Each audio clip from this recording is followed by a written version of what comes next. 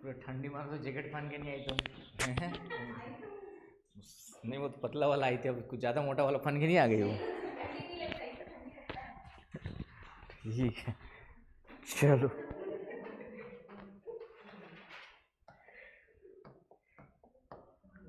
कोई प्रॉब्लम है कल की? हाँ, कल की कोई प्रॉब्लम है? किसी प्रकार की कोई प्रॉब्लम हो तो बताओ।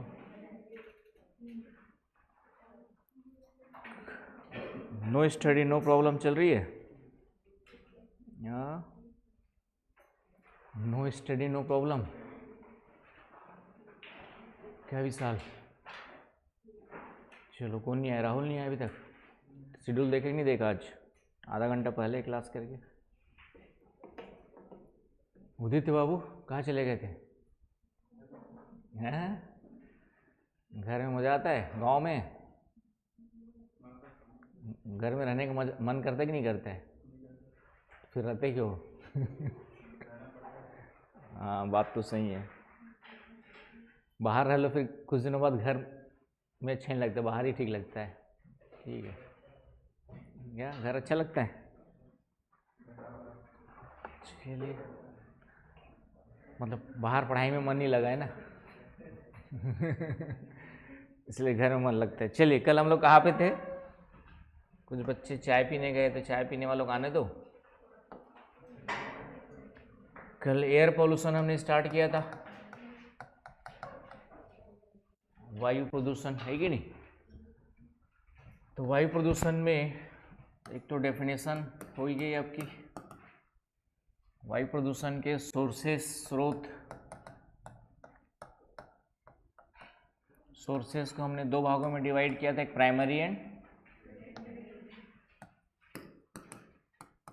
प्राइमरी सोर्सेस, सेकेंडरी सोर्सेस में डिवाइड किया आपका जो है। तो इसमें कॉन्सेप्ट क्लियर हो गया, प्राइमरी सोर्स में क्या होता है और सेकेंडरी में क्या होता है? निकाल लोगे? क्वेश्चन देख लिया? क्वेश्चन जाके रोज कहीं नहीं देखते हो, जो पढ़ा दिए उसको देख लिया करो एक बार। एनवायरमेंट पॉल्यूशन के पढ़ाने के पहले देख लो, पढ़ाने के बाद देख लो, तो क्वेश्चंस भी अपने आप क्या हो जाएंगे? याद हो जाएंगे। और जब पढ़ते रहोगे तो उसका आंसर कहीं ना कहीं दिमाग में रिफ्लेक्ट करते रहेगा, घूमते रहेगा, है कि नहीं? तो थोड़ा सा क्वेश्चन वगैरह देखा करो, आए हुए क्वेश्चन है। तो ये हो गया सोर्सेस आपके जो है। सोर्सेस के बाद और क्या देखा था हमने? क्या देखा था? वो तो खैर बाद में आएगा। आज हम लोग अलग अलग गैसों के बारे में देखते हैं। सोर्सेस में ही अलग अलग गैसेस का भी क्वेश्चन आता है, उनके बारे में थोड़ी बहुत जानकारी होनी चाहिए कि किन किन सोर्सेस से कौन कौन सी गैसेस निकलती है ना। या कार्बन मोनोऑक्साइड जो है किन किन सोर्सेस से निकलती है, उसको लेकर के क्वेश्चंस बने होंगे। देखा? नहीं देखा? तो सबसे पहले कार्बन मोनोऑक्साइड। तो एयर पोल्यूशन में सबसे ज़्यादा जो इफेक्टिव गैस है, या एयर पोल्यूशन के लिए सबसे ज़्यादा जो रिस्पॉन्सिबल गैस है, वह कौन सी है आपकी जो है? Carbon monoxide. CO का मतलब जानते हो ना? Carbon monoxide. तो ये 50% कंट्रीब्यूशन एयर पोल्यूशन के लिए, हाँ नोट कर लो, लिखते जाओ आप। 50% कंट्रीब्यूशन जो है एयर पोल्यूशन के लिए किस गैस का है? कार्बन मोनोऑक्साइड का होता है। सबसे ज़्यादा एयर पोल्यूशन के रिस्पॉन्सिबल गैस पूछेगा तो आंसर क्या होगा? Carbon monoxide. आया समझ में? इसको जो है साइलेंट किलर कहा जाता है। इसको क्या कहा जाता है? Silent killer. साइलेंट किलर का मतलब क्या हुआ? हाँ, ठीक है। तो साइलेंट किलर, या एक और वर्ड यूज करते हैं इनविजिबल किलर भी कहा जाता है। इनविजिबल किलर भी कहा जाता है। इसलिए कहा जाता है क्योंकि एक तो ये गैस जो है गंध रहित है, ऑर्डरलेस है, आपका जो है कलरलेस है, आपके जो है ऑर्डरलेस का मतलब गंध रहित है, कलरलेस का मतलब रंग रहित है, रंग नहीं है इसका कोई भी, और टेस्टलेस भी है, टेस्टलेस भी आपका जो है, ठीक है, वो टेस्ट भी नहीं आएगा, न सुगंध है न गंध है ना, तो इस कारण से इसको हम लोग किस में रखते हैं, आपका साइलेंट या इनविजिबल क्लियर कहा जाता है, अदृश्य आपका जो है क्लियर कहा जाता है। आया समझ में? इसके बाद इस गैस को जो है स्ट्रैंगुलेटिंग गैस कहा जाता है, दम घोटू गैस, स्ट्रैंगुलेटिंग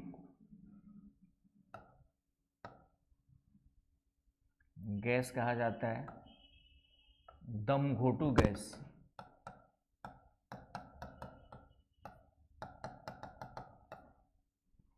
दम घोटू गैस कहा जाता है। क्यों कहा जाता है? क्योंकि इस गैस के कारण से ऑक्सीजन जो कैरिंग होता है कौन होता है, हीमोग्लोबिन की कमी हो जाती है हमारे शरीर में, ब्लड में किसकी कमी हो जाती है, आपके जो है ब्लड में हीमोग्लोबिन की कमी हो जाती है। और हीमोग्लोबिन का काम क्या होता है विशाल, है ना, ऑक्सीजन कैरी करता है, कैरियर ऑफ ऑक्सीजन, हीमोग्लोबिन की कमी हो जाती है, आपका जो है reduction of haemoglobin in blood, reduction of haemoglobin in blood.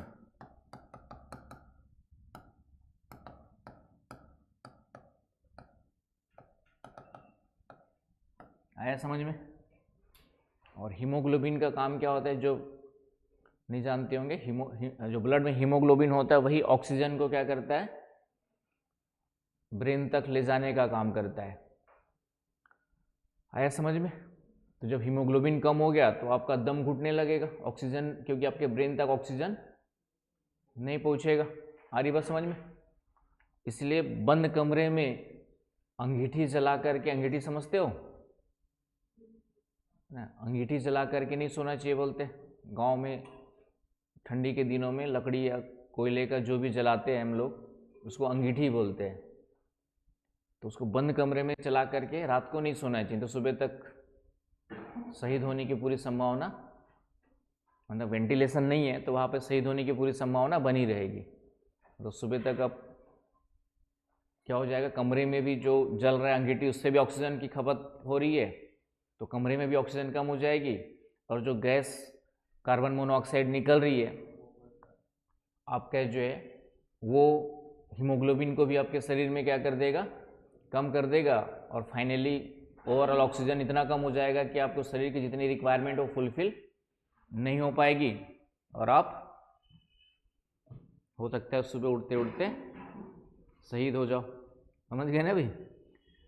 तो इसलिए इसको दम घोटू गैस कहा जाता है, ऑक्सीजन कैरिंग कैपेसिटी। तो लिख लीजिएगा जिसको नहीं पता, हीमोग्लोबिन का काम क्या होता है, ऑक्सीजन कैरिंग के रूप में, कैरियर के रूप में काम करता है, ऑक्सीजन वाहक के रूप में काम करता है। हर चीज़ पता होनी चाहिए, सिर्फ इतना से रट के जाओगे दम घोटू गैस कहते हैं और फिर कारण दे देगा तो कारण ढूंढना पड़ेगा फिर क्या है। तो दम घोटू गैस क्यों कहते हैं, रीजन समझ में आ गया? ऐसा था रीजनिंग में।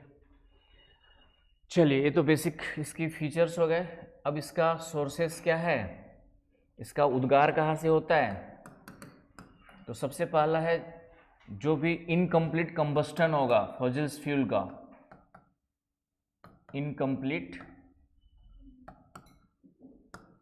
combustion of fossil fuels,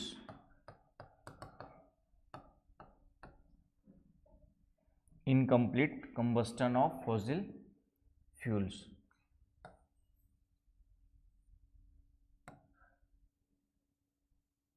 Hindi में क्या लिखोगे, जीवाश्म ईंधनों के अपूर्ण दहन से, जीवाश्म ईंधनों के अपूर्ण दहन से, लिख लो, समझ गए। अपूर्ण का मतलब जहाँ धुआं वुआं निकलते रहता है, पूरा कच्ची लकड़ी है, कच्चा कोयला है, पूरी तरह जलता नहीं है, तो उससे ज़्यादा कार्बन मोनोऑक्साइड निकलता है। ऐसे भी निकलेगा, लेकिन अपूर्ण दहन मतलब पूरी तरह नहीं जला तो और ज़्यादा निकलता है। आ रही बात समझ में? इनकम्प्लीट कंबस्टन, तो इसमें सब कुछ आएगा। जीवाश्म ईंधन समझ गए, कोयला, पेट्रोल, ये सब चीज़ें आ जाएंगी आपकी। तो यहाँ तक कोई समस्या होना चाहिए तो बताएं। क्लियर हुआ? तो ये ध्यान रख लेना आपका जो है। इसके अलावा कहाँ से निकलेगा कॉमन सोर्स? घर में तो समझ में आ गया, क्या जलाते हो? चूल्हा जलाते हो,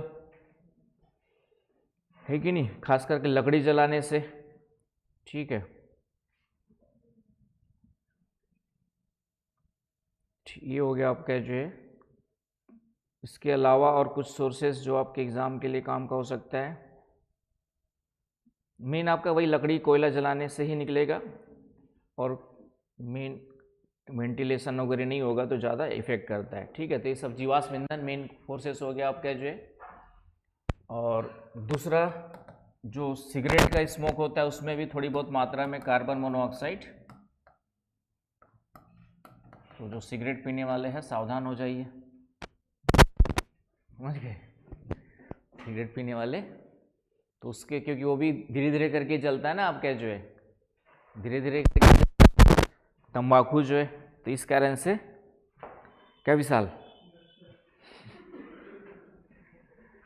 पीते हो? फूके हो कभी सिगरेट? नहीं फूके हो? कोई देखे हो बस? चलिए, क्या बोल रहे हो? विकास बोल रहे, सच बताना करके। हाँ, अच्छा उदित बोल रहे क्या? क्या उदित? चलिए, तो ट्राई कर लेना चाहिए, लेकिन आदत नहीं होनी चाहिए, ठीक है। एक आध बार ट्राई करने में कि होता क्या है, फील क्या होता है, कैसे बताओगे किसी को कि सिगरेट पीने से नुकसान होता है, कैसे फील होता है? तो खुद का अनुभव और दूसरे का अनुभव में थोड़ा अंतर होता है। तो ज़रूरी नहीं कि हाँ ड्रग्स ट्राई मत करना, ठीक है। ड्रग्स की लत लग जाएगी तो फिर मुश्किल हो जाएगा। तो छोटे मोटे कभी कभार एक आध ट्राई कर लो तो कोई नुकसान, चलिए वैसे तो नहीं करना चाहिए, लेकिन होता है ना कि आपका थोड़ा सा कि लोग फूकते के हुए तो बेवकूफ़ टाइप के है फूकने वाले ना। अब एक बार पीने के बाद लगेगा कितने बेवकूफ़ लोगों को फालतू के फूकते रहते हैं, अपने फेफड़े को खुद ही जलाते रहते हैं। तो इससे बड़ा बेवकूफ़ कोई होगा दुनिया में? जब मालूम है कि उससे हमारा फेफड़ा खराब हो रहा है, उसके बाद भी हम क्या कर रहे हैं, उसको फूक रहे हैं। चलिए, तो ये हो गया आपका सोर्सेस। कार्बन मोनोऑक्साइड के क्या हो गए आपके सोर्सेस हो गए। तो इतनी चीज़ों को याद रखना है कार्बन मोनोऑक्साइड के बारे में, है ना। बाकी आपका नेचुरल में मैंने बताया था वॉल्केनो वगैरह से भी निकलता है, बता ही दिया था। प्राकृतिक में वॉल्केनो इरप्शन से निकलता है, कल ही देखा था हमने जो। और जीवाश्म ईंधन में सब आ जाएगा आपका। जीवाश्म ईंधन में फॉसिल्स फ्यूल कहाँ यूज होता है? आपका इंडस्ट्री में भी यूज होता है, खास करके थर्मल पावर प्लांट। टीपीपी का मतलब हो गया तापीय विद्युत संयंत्र, थर्मल पावर प्लांट, वहां से भी निकलता है। आ रही बात समझ में? ठीक है, जल्दी। और उसके बाद ट्रांसपोर्टेशन, यहाँ से भी निकलता है ट्रांसपोर्टेशन, जीवाश्म ईंधन ट्रांसपोर्टेशन में, तो ये भी ऑप्शन में रहेंगे, है ना। फॉसिल फ्यूल्स में सब आ जाता है। फॉसिल फ्यूल में कोयला, पेट्रोल, गैस, जहाँ भी यूज होगा वहाँ से कार्बन मोनोऑक्साइड निकलेगा। तो कार्बन मोनोऑक्साइड के बारे में इतनी इन्फॉर्मेशन ध्यान में रख लेना। जो लेट आए बच्चे बाद में किसी कॉपी देख लेना। अब आते हैं सल्फर डाइऑक्साइड। नेक्स्ट हमारा है सल्फर डाइऑक्साइड। तो सेकंड पॉल्यूटेंट्स गैस है, लगभग 20% कंट्रीब्यूशन होता है आपका जो एयर पॉल्यूशन के लिए सल्फर डाइऑक्साइड का होता है। 20% कंट्रीब्यूशन लगभग किसका होता है आपका जो सल्फर डाइऑक्साइड का होता है। तो सल्फर डाइऑक्साइड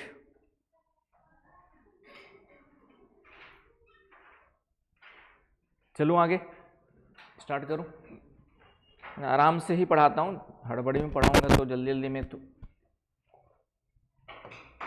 तो सल्फर डाइऑक्साइड को क्रैकिंग गैस कहा जाता है, हिंदी में भी क्रैकिंग गैस क्यों कहा जाता है? क्या क्रैक कर देता है? क्रैकिंग इसलिए कहा जाता है कि सल्फर डाइऑक्साइड को लंबे समय तक कंटिन्यूसली यदि किसी पत्थर पर भी छोड़ोगे, लंबे समय तक छोड़ते रहोगे, वो पत्थर भी धीरे धीरे करके क्या हो जाएगा? क्रैक हो जाएगा, टूट जाएगा। तो इसलिए इसको क्या कहते हैं हम लोग जो है, सल्फर डाइऑक्साइड को क्रैकिंग गैस कहते हैं। आया समझ में? ये ध्यान में रखना है।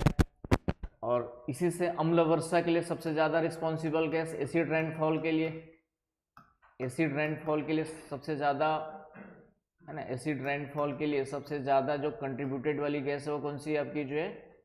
अम्ल वर्षा के लिए, एसिड रेन के लिए सर्वाधिक योगदान किसका होता है? सल्फर डाइऑक्साइड का होता है। मैक्सिमम कंट्रीब्यूशन किसका होता है? क्योंकि ये पानी के साथ क्रिया करके क्या बनाती है? SO2 plus H2O, water vapour के साथ H2SO4 सल्फ्यूरिक एसिड बनाती है।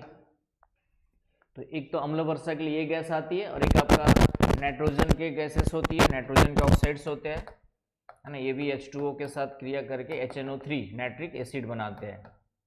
क्या बनाते हैं? Nitric acid. तो ये दो मुख्य गैसें हैं, सबसे ज़्यादा ये दूसरे नंबर पे किसके लिए? एसिड रेनफॉल के लिए। ये सब क्वेश्चंस आते हैं। एसिड रेनफॉल के लिए सबसे ज़्यादा कंट्रीब्यूशन में होता है तो सल्फर डाइऑक्साइड। सेकंड नंबर पे कौन आएगा? NXOI का मतलब नाइट्रोजन के ऑक्साइड्स, N2 हो सकता है, NO2 हो सकता है, कुछ भी हो सकता है। तो SO2 समझ में आ गया? SO2 को हम लोग क्या कहते हैं, क्यों कहते हैं, इसके बारे में कोई डाउट है तो बताएं। सल्फर डाइऑक्साइड का सोर्सेस क्या क्या है? इसके सोर्सेस, सल्फर डाइऑक्साइड के स्रोत,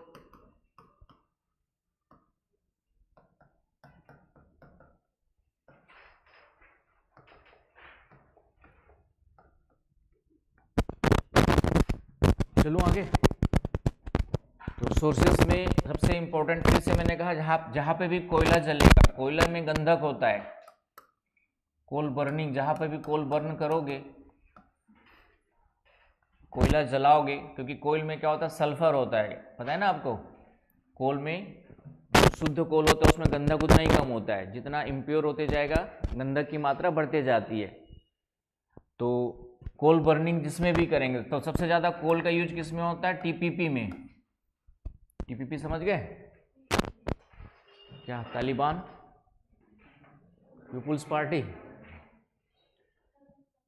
थर्मल पावर प्लांट। यहाँ पर TPP का मतलब क्या है? थर्मल पावर प्लांट, राइट, तापीय विद्युत संयंत्र।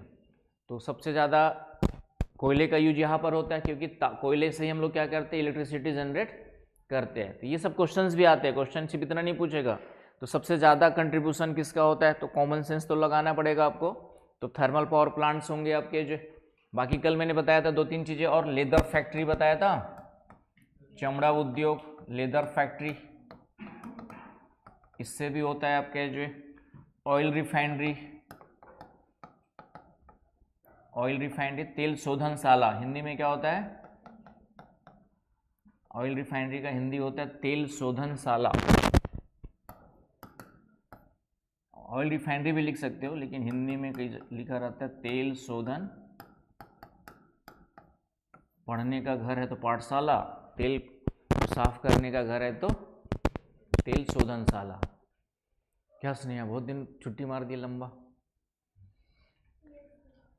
एग्जाम तो थी नहीं अभी, क्या हो गया? तबीयत खराब हो गई थी?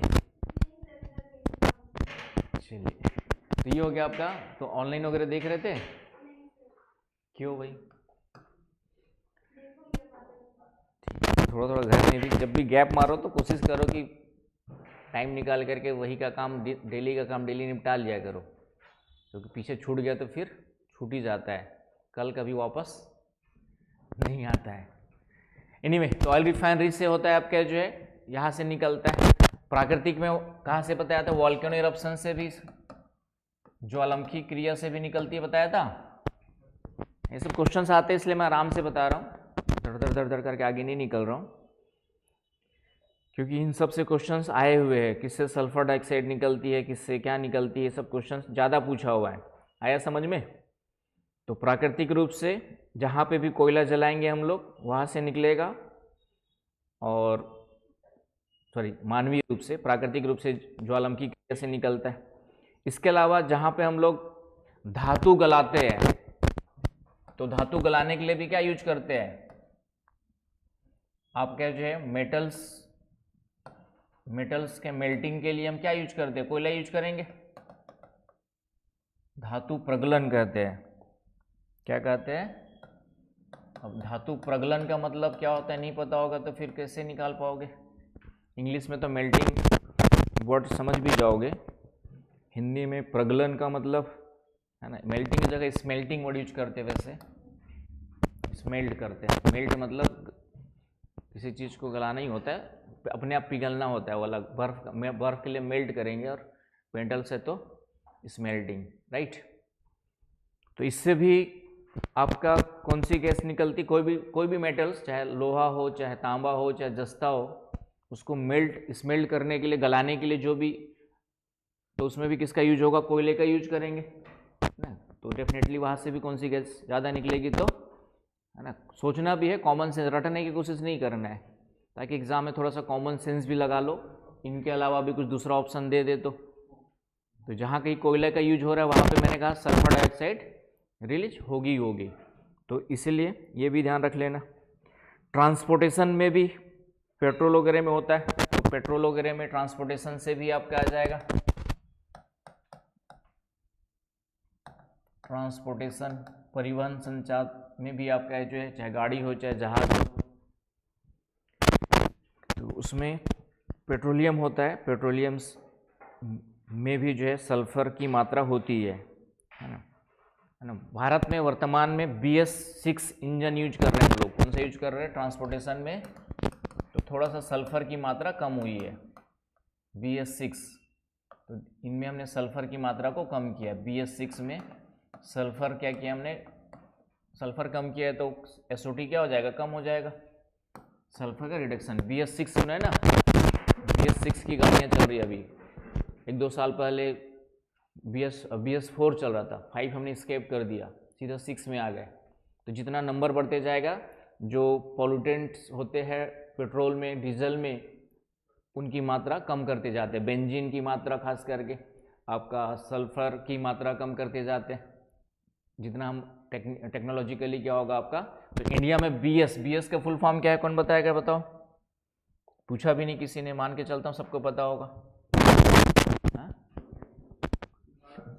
ब्रिटिश सिस्टम भारत में क्यों चलाएंगे भाई, गुलाम 200 साल बहुत है हमारे लिए ना। भारत स्टैंडर्ड्स कहते हैं, इसका फुल फॉर्म क्या है आपका जो है, भारत स्टैंडर्ड्स। किसी ने पूछा भी नहीं है BS क्या है करके।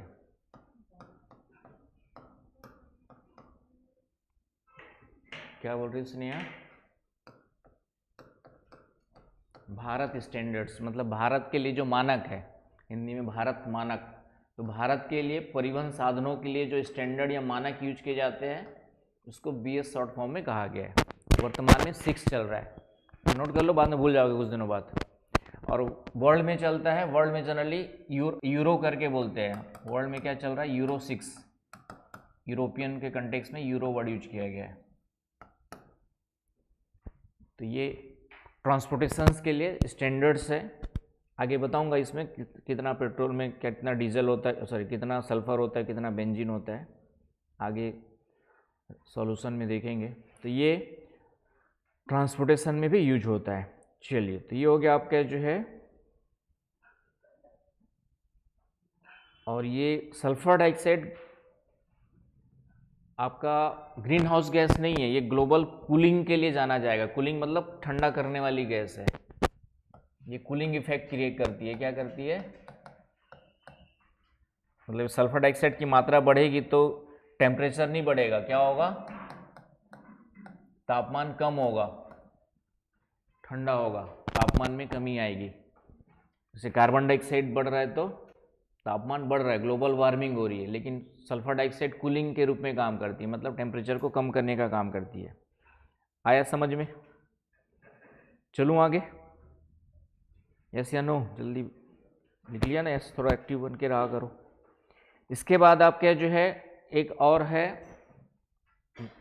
सल्फर डाइऑक्साइड का सोर्सेस में जो जीव जंतु है उसको हम लोग कहते हैं आपका डिकम्पोजिशन ऑफ ऑर्गेनिक मैटर से भी सल्फर डाइऑक्साइड रिलीज होती है। डिकम्पोजिशन ऑफ ऑर्गेनिक मैटर से भी क्या होता है हमारा, डिकम्पोजिशन ऑफ ऑर्गेनिक मैटर से भी रिलीज होती है। आया समझ में? बायोलॉजिकल डीके। चलूं आगे। और आर्द्र भूमि और महासागरों से भी जो जैविक क्षय होता है, बायोलॉजिकल डीके होता है ना, आपका आर्द्र भूमि एवं महासागरों से भी, ये सब इसलिए बता रहा हूं कि एग्जाम में वहाँ पे सभी सोर्सेज दिया रहता है, कॉमन सेंस नहीं लगा पाओगे। तो आर्द्र भूमि और महासागरों के जो जीव जंतु होता है उनका जो जैविक क्षय का मतलब फिर से वही डिकम्पोजिशन है ना, बायोलॉजिकल डीके कहते हैं या डिकम्पोजिशन भी लिख सकते हो। तो इनसे भी वहीं पे जीव जंतु वगैरह क्या होते हैं, सड़ते गलते, बदबू आती है तो हाइड्रोजन सल्फाइड भी निकलती है, हाइड्रोजन सल्फाइड निकलती है, यही बाद में SO2 में कन्वर्ट हो जाती है, H2S हाइड्रोजन सल्फाइड, जो बाद में किस में ऑक्सीकृत हो जाती है, आपका जो है ऑक्सीजन के साथ क्रिया करके सल्फर डाइऑक्साइड में चेंज हो जाएगी, कन्वर्ट हो जाएगी। आया समझ में? मतलब जो जीव जंतु सड़ते हैं, जीव जंतु, बायोलॉजिकल डीके का मतलब हो गया जो भी जीव जंतु वनस्पतियाँ सड़ती है तो उससे भी सल्फर डाइऑक्साइड निकलती है। आ रहे ना समझ में? चलिए, तो ये हो गया सल्फर डाइऑक्साइड के बारे में। इतनी इन्फॉर्मेशन आप लोग के पास में होनी चाहिए और इसी के बेस पे आप क्वेश्चन का आंसर निकाल सकते हो। और एसिड रेनफॉल के लिए मैंने बता ही दिया था, एसिड रेनफॉल के लिए। चलूँ आगे। सल्फर डाइऑक्साइड गैस की मात्रा बढ़ रही है कि नहीं बढ़ रही, उसके लिए lichen sensitivity use, lichen sensitivity use की जाती है। तो ये वर्ड भी लिख लो, कहीं काम आएगा, लाइकेन सेंसिटिविटी।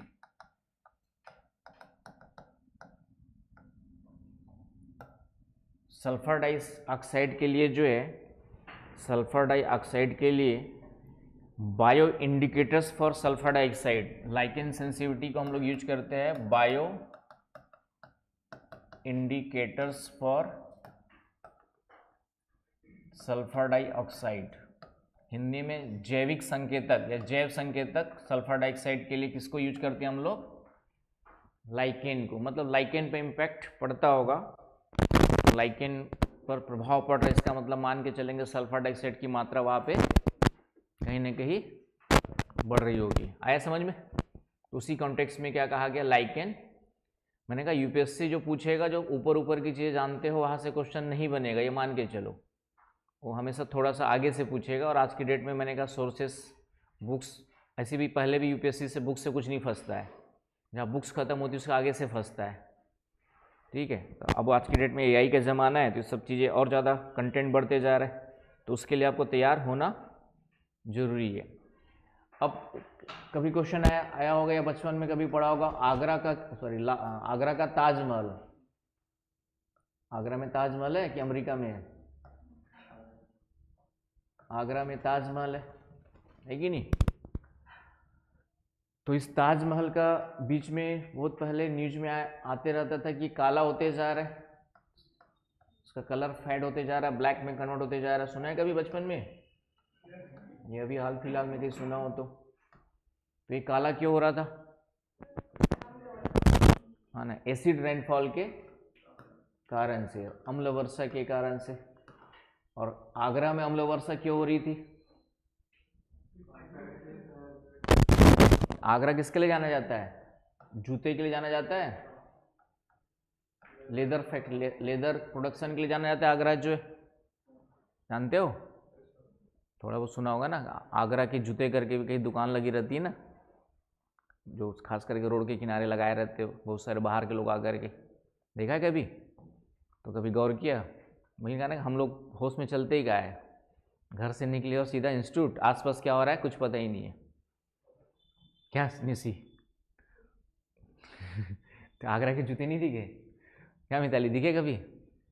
ठीक है, ज़रूरत नहीं पड़ी क्योंकि आप लोग सीधा शोरूम जा कर के ब्रांडेड खरीदने वाले लोग हैं, तो इसलिए ज़रूरत नहीं पड़ी। जो रोड किनारे खरीदते हैं उन लोग को सस्ता जूता कहाँ मिल रहा है करके देखते हुए जाते तो मिल जाता है, आगरा के जूते सेल लगा हुआ है करके। क्या विकास? चलिए, नहीं दिखे तो अब देख लेना, अब दिखेंगे जाके, आज देखना। एनीवे, जूता है। फिर मथुरा में क्या है? मथुरा का पेड़ा है, तो पेड़ा से ठीक है, मेन वहाँ पे ऑयल रिफाइनरी है। ठीक है, मथुरा के पेड़े से पॉल्यूशन नहीं हो रहे हैं, दोनों चलता है। आगरा का पेठा चलता है, मथुरा का पेड़ा ही चलता है। ठीक है, आगरा का पेठा चलता है और मथुरा का पेड़ा चलता है। आया समझ में? तो इस कारण से आगरा और मथुरा में लगभग 100 किलोमीटर के अंदर, ज़्यादा नहीं है, 100 किलोमीटर के अंदर ही मथुरा भी है। तो इसीलिए यहाँ से भी जो सल्फर डाइऑक्साइड निकलती है, सल्फर डाइऑक्साइड से H2SO4 बनता है और एसिड रेन उस क्षेत्र में बहुत ज़्यादा ठीक ठाक होती है। इस कारण से ताजमहल का रंग कौन सा कलर होते जा रहा है आपका? चलिए, तो ये हो गया आपका सल्फर डाइऑक्साइड। तो मेरे ख्याल से सल्फर डाइऑक्साइड के बारे में इतनी इन्फॉर्मेशन आप लोग के प्रीलिम्स पास करने के लिए काफ़ी है। मीन्स अब आ जाओ आपका कार्बन डाइऑक्साइड।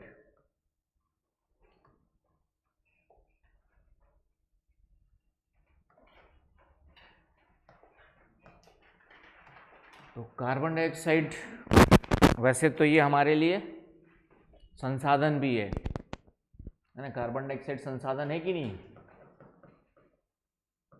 यदि स्टेटमेंट दिया हो कि कार्बन डाइऑक्साइड एक मानवीय संसाधन के रूप, मानव के लिए संसाधन के रूप में काम करता है, तो स्टेटमेंट सही होगा गलत होगा? श्रेया बताओ।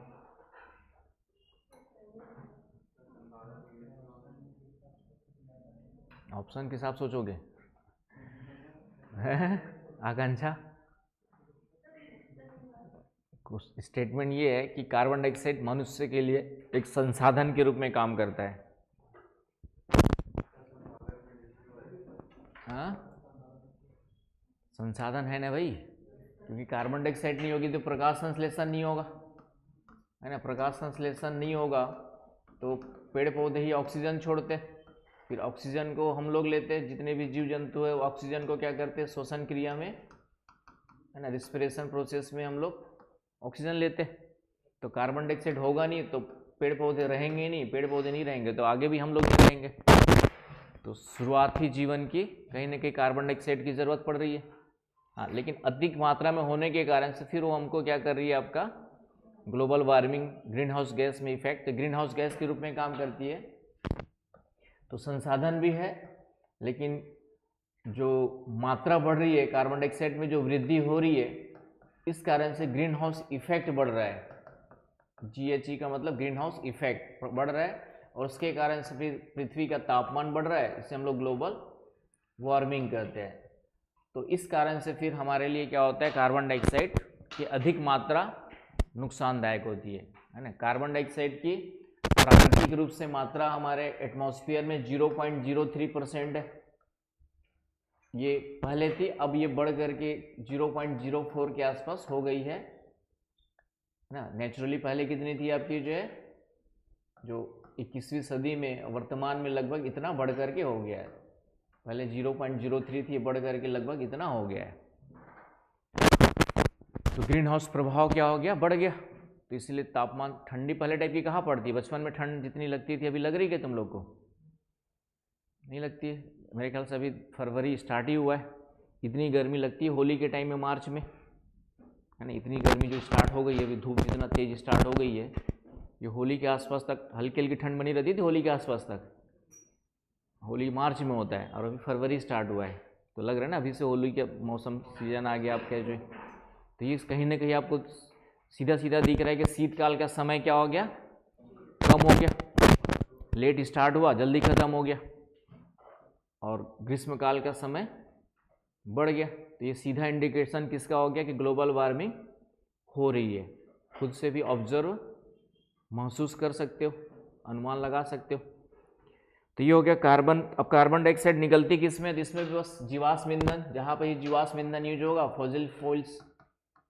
तो इसका भी मतलब समझ ही गए होंगे सब लोग, है ना। जीवाश्म ईंधन जहाँ पे भी जलाओगे, चाहे वह इंडस्ट्री में जलाओ, थर्मल पावर प्लांट्स में, फिर से मैंने कहा यदि सबसे ज़्यादा आएगा तो थर्मल पावर प्लांट का ही नंबर पहला आएगा, क्योंकि सबसे ज़्यादा कोयला कहाँ जलता है तो वही जलता है, वहाँ से जलेगा। घर में लकड़ी जलाते हैं हम लोग, जलाओ लकड़ी से भी कार्बन डाइऑक्साइड निकलती है।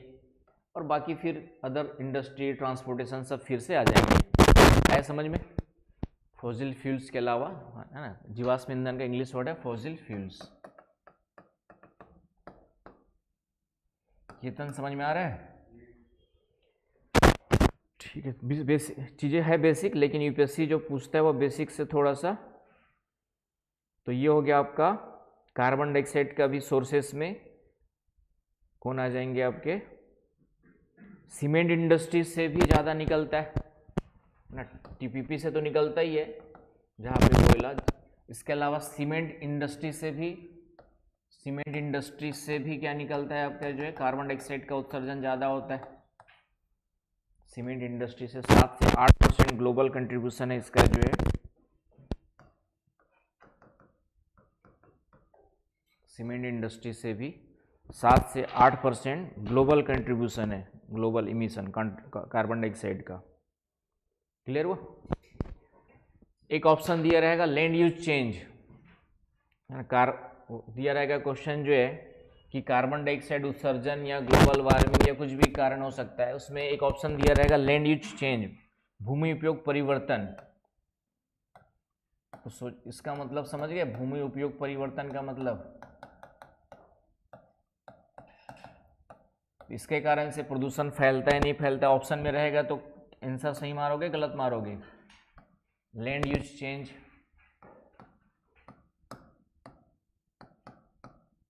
क्वेश्चन रहेगा, मान लेते हैं कि एनवायरमेंटल पॉल्यूशन के लिए रिस्पॉन्सिबल है, उसमें एक ऑप्शन ये भी दिया रहेगा, तो सही होगा गलत होगा?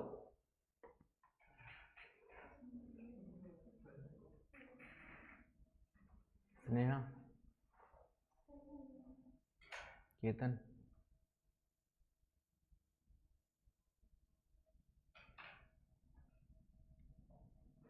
बताओ ऐसे नो।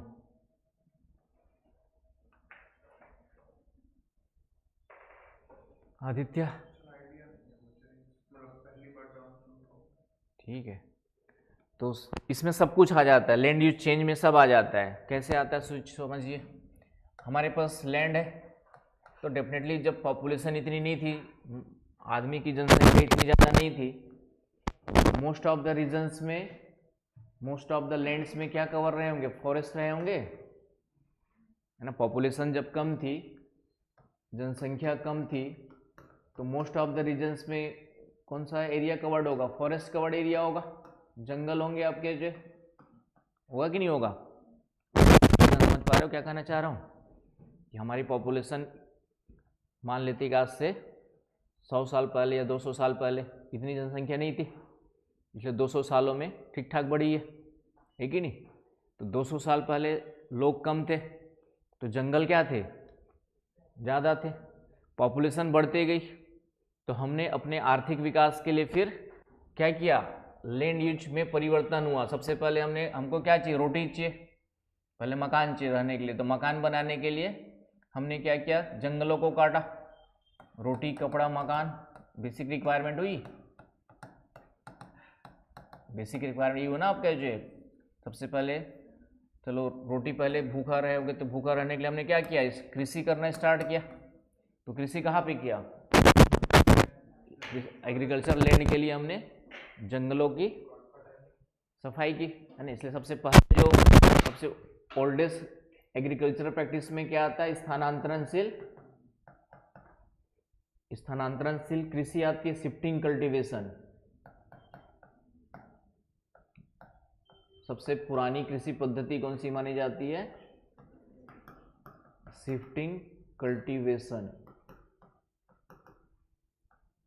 सबसे पुरानी, मनुष्य ने सबसे पहले जो है शिफ्टिंग कल्टीवेशन करना स्टार्ट किया। क्या होता है नसरीन?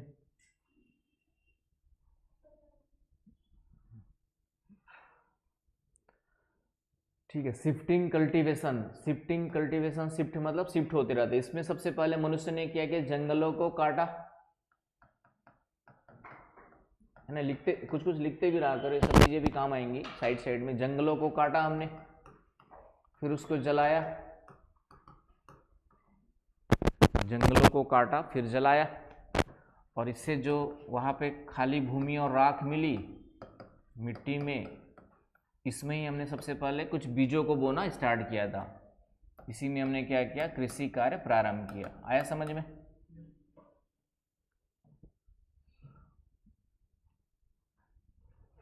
तो जब यहाँ की उर्वरता खत्म हो गई, उस क्षेत्र की उर्वरता क्या हो गई आपकी, समाप्त, तो फिर से हमने नई जगह पे गए, फिर से शिफ्ट किए नई जगह पे, दूसरी जगह गए, फिर से वहाँ पे यही काम किया, जंगलों को काटा जलाया, फिर कृषि किया, फिर उर्वरता समाप्त, फिर नई जगह पे गए, और इस तरीके से एक स्थान से दूसरे स्थान पे कृषि कार्य क्या हो रहा है, शिफ्ट होते जाता था। इसे क्या कहते हैं हम लोग, शिफ्टिंग कल्टीवेशन, एग्रीकल्चर कल्टीवेशन, कृषि को एग्रीकल्चर कहते हैं, और खेती किसानी करते हैं उसको कल्टीवेशन। फसल जो उगाते हैं उसको क्या कहते हैं, फसल जो उगाते हैं उसको हम लोग कल्टीवेशन कहते हैं, उगाना। तो इंग्लिश में आपका जंगलों को काटने का क्या होगा, आपका जो cutting of trees, cutting of forest, forest cut किया हमने, उसको क्या किया, बर्न किया। उसके बाद जो उससे एस मिला और जो सॉइल मिक्सअप था, इस सॉइल में हमने फिर क्या एग्रीकल्चरल प्रैक्टिसेस किए। हमने क्या किया, आपके जो एग्रीकल्चरल प्रैक्टिसेस किए, जब एग्रीकल्चर प्रैक्टिस किए तो वहाँ की फर्टिलिटी क्या हो गई आपकी, है ना। उर्वरता समाप्त का मतलब फर्टिलिटी वहाँ पे क्या हो गई आपकी, समाप्त हो गई। फर्टिलिटी एंड्स, फर्टिलिटी वहाँ पे क्या हो गई, समाप्त हो गई, खत्म हो गई। लंबे समय एक ही जगह पे खेती किसानी करोगे तो होगा कि नहीं होगा, तो वहाँ की फर्टिलिटी क्या हो गई आपकी, खत्म हो गई, फिनिश हो गई। तो इसके बाद फिर से हमने क्या किया, न्यू प्लेसेस में गए, और न्यू प्लेसेस में फिर से ही काम स्टार्ट किया। वहाँ की फर्टिलिटी खत्म हुई, फिर से हमने नई जगह गए, फिर से वही काम स्टार्ट किया। तो इस तरीके से सबसे पहले मनुष्य ने जो सबसे ओल्डेस्ट एग्रीकल्चर प्रैक्टिसेस कौन सी है, तो उसको क्या कहते हैं हम लोग, शिफ्टिंग कल्टीवेशन कहते हैं। शिफ्टिंग क्यों कहते हैं, समझ में आ गया। और इसे slash and burn agricultural practices भी कहा जाता है, स्लैश एंड बर्न भी कहा जाता है, कटाओ, काटो और जलाओ, slash and burn agriculture practices भी कहा जाता है। आया समझ में, स्लैश एंड बर्न लिख लो, सब काम आएंगे, ठीक है। और इसी को आज भी कुछ ट्राइब्स करती है, आज भी कई सारी ट्राइब्स करती है। तो नॉर्थ ईस्ट में इसको झूम कृषि कहा जाता है। नॉर्थ ईस्ट में क्या कहते हैं इसको, नॉर्थ ईस्ट इंडिया में इसको झूम कृषि कहा जाता है। इसी को क्या कहते हैं हम लोग, झूम एग्रीकल्चर। तो अलग अलग राज्यों में इसका नाम अलग अलग है, शिफ्टिंग कल्टीवेशन का नाम। नॉर्थ ईस्ट में क्या कहते हैं, झूम। छत्तीसगढ़ में क्या कहते हैं, छत्तीसगढ़ वगैरह में पोड़ू वगैरह कहते हैं, पोड़ू, ठीक है, पोड़ू है छत्तीसगढ़ वगैरह में। तो इकोनॉमिक ज्योग्राफी में डिस्कस करूंगा थोड़ा सा बाद में, अभी तो टॉपिक से हम कहीं और चले जाएंगे, तो वहाँ जाने की ज़रूरत नहीं है। चलिए, तो कार्बन डाइऑक्साइड कहाँ से निकलता है, समझ में आया कि फॉसिल फ्यूल से निकलता है, फॉसिल फ्यूल से निकलता है। और लैंड यूज चेंज का मतलब समझ में आया आपका यहाँ पे, कि लैंड पहले हमारे पास बस का फॉरेस्ट था, थोड़ा बहुत हम लोग फिर कृषि करने स्टार्ट किए, फिर रिक्वायरमेंट बढ़ी कपड़े के लिए, तो कपड़े के लिए हमने क्या लगाया, इंडस्ट्री लगाया। कपड़े के लिए क्या लगाया, इंडस्ट्री। फिर से जंगल काटे हमने और कई क्षेत्रों में इंडस्ट्री लगाया। फिर घर की ज़रूरतें बढ़ते गई तो घर बनाया, फिर उसके बाद, है ना, पहले छोटे घर में आप जितना बड़ा बना लो उतना ही, जितना घर बड़ा होगा उतनी तुम्हारी इज्जत होगी समाज में। इसी उद्देश्य से हम अपने घर को क्या करते जाते हैं, बड़ा से बड़ा करते जाते हैं। वाह कितना बड़ा घर, रहना तो 6 बाई 6 के कमरे में ही है, लेकिन बाकी में क्या रहता है, हमारा ईगो रहता है, समझ गया ना। बाकी में हमारा कहाँ रहता है, ईगो, रहना 6x6 के कमरे में सबको है, तो 3 लोग हो तो 3 कमरे काफ़ी है, लेकिन और उससे फैमिली के डिस्टेंस भी क्या होती है, बढ़ते जाती है, सब अपने अपने में बिजी है, तो बड़ा घर तो बन जाता है लेकिन परिवार फिर नहीं रह पाता है। सीरियल देखते हो ना, बड़े बड़े सीरियल्स जो दिन भर मेकअप करके घर में रहते होंगे और कैसे बनाते हैं तो सीरियल देख के कुछ चीज़ें समझ में आती है, कुछ हकीकत, कुछ फसाना, कुछ हकीकत भी होती है उस सीरियल में और कुछ इंटरेस्ट बनाने के लिए फसाना भी होता है कि नहीं। चलिए, तो कहने का मतलब है कि रिक्वायरमेंट हमारी बहुत कम है इंसान की, लेकिन हम शो ऑफ के चक्कर में, समाज में इज्जत पद प्रतिष्ठा के चक्कर में, हालांकि उससे मिलती नहीं है, सब आपके काम की पहचान होती है। मेन देखा जाए तो आपके व्यवहार और काम की। जैसे मैं अपने आप को बोलूं, दिल्ली छोड़े मुझे लगभग 10 साल हो गए, मतलब प्रॉपर 10 साल तो नहीं, यहाँ पे कब आया था 18-19 में कोरोना आया था, तो 19 के बाद लगभग जाना आना कम हो गया है, तो लगभग 6-7 साल हो गए। लेकिन आज भी यदि मैं किसी टीचर को बोलूँ को आके पढ़ाना है करके, वो पूछता नहीं कि कितनी पेमेंट दोगे, वो उनको एक पता होता है कि हाँ सर अपने हिसाब से टाइम पे दे देंगे। क्यों? क्योंकि मेरा बिहेवियर, वो लोग वहाँ पे 8-10 साल जो मेरे साथ काम किए थे जानते हैं। कभी ये नहीं पूछते कि कितनी दोगे, क्या दोगे, कैसे दोगे, वो कभी नहीं पूछते, चाहे वो दिल्ली से विशेष सर आते हो या कोई अदर आते हो। तो यहाँ पे व्यवहार काम करता है। कई ऐसे बोलते हैं कि सर यदि आपके पास बच्चे ज़्यादा नहीं है तो हम फ्री में आके भी पढ़ा देंगे कुछ दिन, ठीक है, बस आप बुलाओ तो सही, ये भी बोलते हैं। तो ऐसे भी कई सारे फैकल्टीज, टीचर्स जुड़े हुए, तो ये सब चीज़ें रहती है, तो ये सब व्यवहार पे होता है। तो बाकी जगह तो ठीक है, रोजी रोटी सबको चाहिए, दाल रोटी सबको चलाना है, तो पैसे तो जरूरत सबकी है, लेकिन फिर भी हर जगह पैसे ही काम नहीं आते, व्यवहार भी काम आते हैं। एनीवे, तो यहाँ तक समझ में आ गया आपको। तो ये कार्बन डाइऑक्साइड कहाँ से निकलता है, आराम से निकाल लोगे, दिमाग लगा लोगे, है ना, कहाँ से निकलता है। तो लैंड यूज चेंज भी एक ऑप्शन रहेगा। तो ये लैंड यूज चेंज सब जगह पे काम आएगा। ग्लोबल वार्मिंग का कारण देखेंगे तो एक कारण लैंड यूज चेंज लिखा रहेगा, वो भी आ जाएगा। क्लाइमेट चेंज के लिए भी लैंड यूज चेंज लिखा रहेगा तो भी आ जाएगा। या कभी कभी क्वेश्चन ही बना देता है कि वर्तमान में ग्लोबल वार्मिंग का कारण भूमि उपयोग में परिवर्तन है, ये क्वेश्चन ही बना दिया आपका, समझ गए। मीन्स में क्वेश्चन बना दिया कि ग्लोबल वार्मिंग का मुख्य कारण क्या है, आपका जो है लैंड यूज चेंज है, भूमि उपयोग परिवर्तन है। ये अपने आप में 150 वर्ड 250 वर्ड का क्वेश्चन बन गया। अब लिख लोगे इसका आंसर? क्या नसरीन, क्या है, मुस्कुरा रहे हो?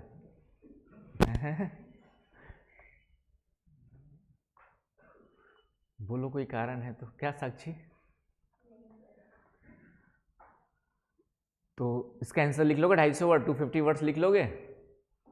क्वेश्चन इतना रहेगा कि land use change is the main cause of global warming और क्लाइमेट चेंज या green house effect, increase in green house effect, ये सब पढ़ेंगे आगे।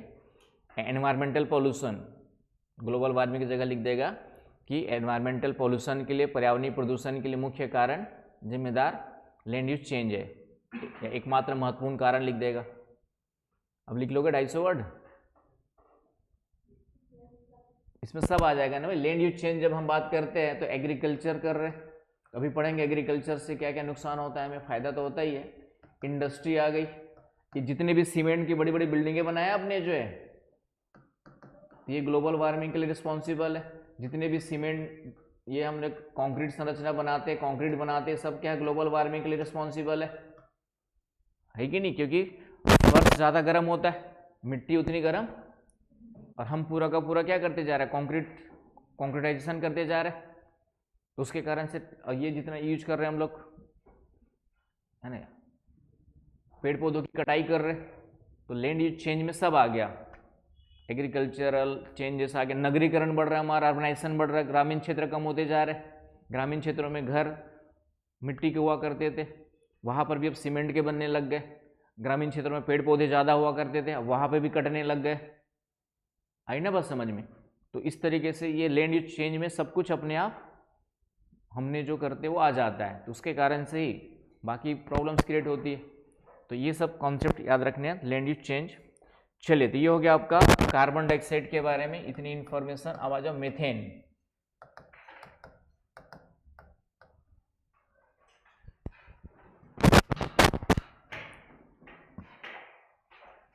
तो मीथेन की मात्रा प्राकृतिक रूप से बहुत कम मात्रा है, सिर्फ प्राकृतिक रूप से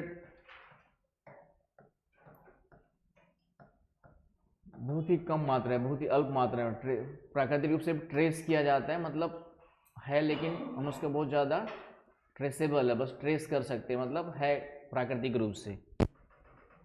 जैसे मैंने कहा ना, कार्बन डाइऑक्साइड प्राकृतिक रूप से पहले कितना था, 0.03% था, बढ़ करके वर्तमान में कितना हो गया, 0.04% हो गया। ये कार्बन डाइऑक्साइड की बात बताई थी मैंने, राइट। तो मीथेन जो है ऐसा एटमॉस्फेयर में परसेंटेज के रूप में नहीं है, सिर्फ ट्रेसेबल है, मतलब हाँ, मीथेन की एग्जिस्टेंस एटमॉस्फेयर में नेचुरली मिलती है, बहुत ज़्यादा मात्रा में बिल्कुल भी नहीं है। लेकिन फिर से वर्तमान में मानवीय कारणों से इसकी मात्रा क्या हो रही है, एंथ्रोपोजेनिक फैक्टर्स के कारण से, मानवीय कारण से इसकी मात्रा क्या हो रही है, निरंतर बढ़ते जा रही है।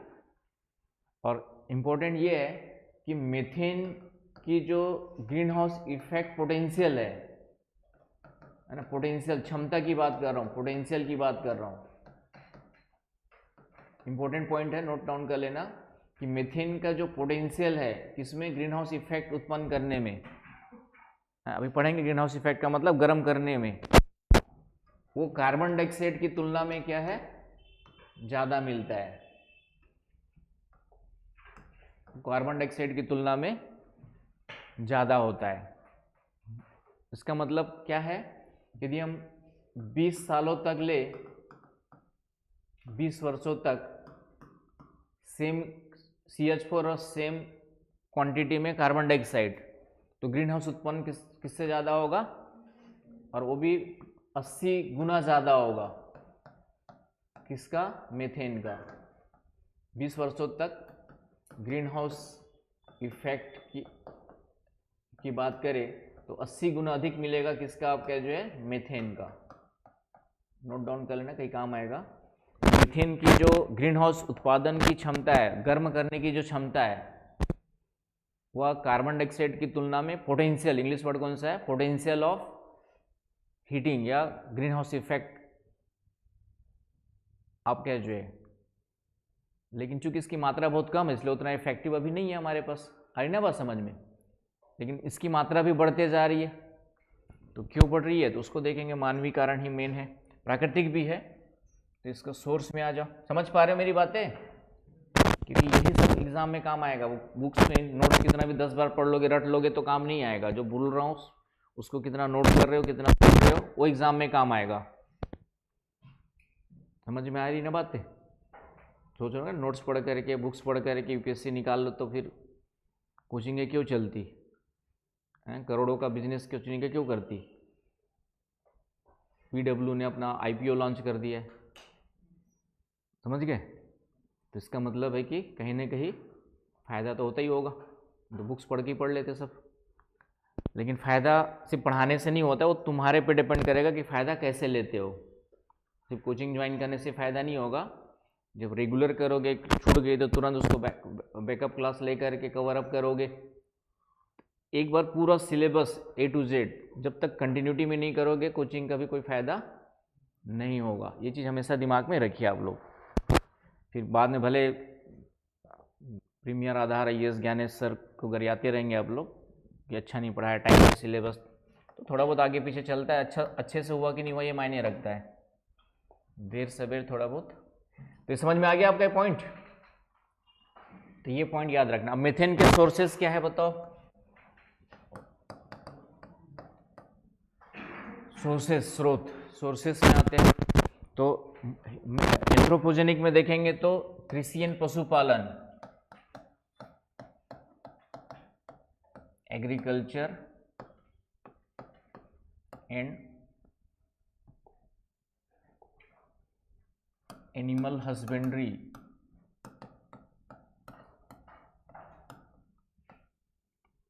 पशुपालन। यदि हम देखेंगे तो मीथेन के लिए मुख्य रूप से आया समझ में, है ना। कार्बन डाइऑक्साइड के लिए डेटा लिखना चाहो तो लिख सकते हो। कार्बन डाइऑक्साइड पीछे गए थे हम लोग, एक यहाँ पे कार्बन डाइऑक्साइड के लिए थोड़ा सा लिख लो। क्या लिखोगे कि कार्बन डाइऑक्साइड का सबसे ज़्यादा उत्सर्जन फिर से भाई एनर्जी सेक्टर्स में जो यूज होता है उससे होता है 75% एनर्जी से कार्बन डाइऑक्साइड वाला एनर्जी, इंग्लिश नहीं है, एनर्जी है, ऊर्जा। एग्रीकल्चर से 14% कार्बन डाइऑक्साइड, एग्रीकल्चर सेक्टर से भी ऊर्जा उत्पादन से कार्बन डाइऑक्साइड सबसे ज़्यादा, फिर एग्रीकल्चर में है, फिर इंडस्ट्री में है।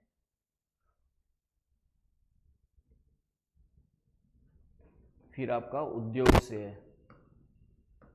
तो कभी सीक्वेंस वगैरह आपका 8% के आसपास, कितना बच गया, 5 4 9, ठीक है, जितना भी बच गया वो लगभग, अदर्स भी आएगा तो इतना इस टाइप से 8% के आसपास आया समझ में। तो एनर्जी उत्पादन से कोयला, कार्बन डाइऑक्साइड ज़्यादा निकलता है। फिर आपका एग्रीकल्चर से, एग्रीकल्चर में मशीनरी वगैरह सब कुछ यूज करते हैं तो उसके कारण से निकलता है। और इंडस्ट्री में भी जानते हो धुआं ही धुआं निकलता है, उसमें कार्बन डाइऑक्साइड होता ही होता है, ठीक है। तो ये नोट कर लीजिएगा। मीथेन में आते हैं फिर से हम लोग। तो एग्रीकल्चरल प्रैक्टिसेस, कहाँ गया मीथेन भाई, ये तो मीथेन में एग्रीकल्चर एंड एनिमल हस्बेंड्री आ गया आपके, जो वहां से मीथेन गैस का उत्सर्जन होता है। जैसे बताया ना, धान की खेती से, धान की खेती से होता है। धान से कौन सी गैस निकलती है, तो मीथेन, पैडी, धान को इंग्लिश में कहते हैं पैडी, तो लिख लीजिए पैडी से कौन सी निकलती है, तो आया समझ, लिख लो, काम आएंगे। लिख लिया। तो सबसे बड़ा स्रोत भारत में जो है कृषि और पशुपालन है। धान के खेतों में से निकलती है, धान के खेतों में जो मीथेन क्यों निकलती है धान के खेतों से,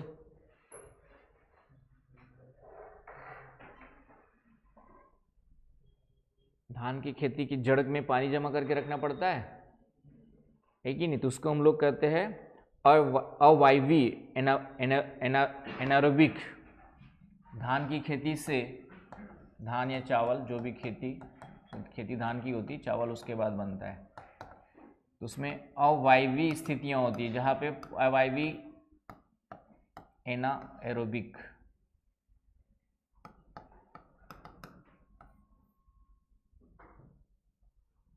मतलब दलदल वाली स्थिति बनती है कि नहीं बनती है धान में, तो इस कारण से वहाँ से लिखते हैं एनारोबिक स्थितियाँ पैदा, अवायवी स्थिति, जिससे मीथेन निकलती है। और पशुपालन से क्यों निकलता है बता ही दिया था मैंने, कि जीव जंतु जो जुगाली करते, चबाते, ठीक है, आ रही बस समझ में, जुगाली करते है ना, पशुपाचन जो करते हैं, एंड्रेटिक फर्मेंटेशन भी बोलते हैं, जुगाली बोल दो या पशुपाचन की क्रिया जो करते हैं, पाचन की क्रिया जो करते हैं, फर्मेंटेशन, जिसको हम लोग जुगाली के रूप में देखा था कल। तो पचाने के लिए आराम से बैठ करके चबाते रहते हैं, फर्मेंटेशन बोलते हैं इंग्लिश में, एंटेरिक फर्मेंटेशन।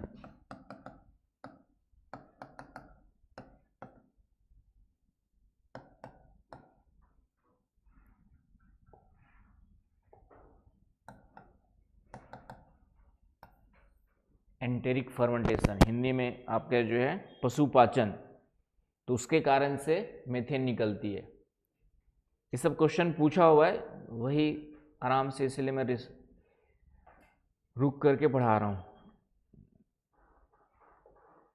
फिर तो कई लोग उसको भी क्रिटिसाइज करने लग जाते हैं कि सर बड़े आराम से पढ़ाते, स्लो पढ़ाते। मैं तो फास्ट इतना पढ़ा दूंगा कि फिर ठीक है। जब शुरू में पढ़ाना स्टार्ट किया था तो बहुत फास्ट पढ़ाता था, ठीक है, क्योंकि मेरा दिमाग तेज चलता था, मुझे लगता था बच्चे भी उतने ही तेज होंगे ठीक है। तो बहुत दिनों बाद समझ में आया कि थोड़ा स्लो करके पढ़ाना होता है। तो अब और स्लो हो गया हूँ, क्योंकि मालूम है कि थोड़ा और अच्छे से पढ़ा दो ताकि तुम लोग मेरे साथ चल सको। तो कुछ लोग जो है फिर उसको भी, कहाँ गई वो चंद्रिका, कहाँ चली गई, कौन रहती उसके साथ में, आई नहीं, क्लास नहीं आ रही,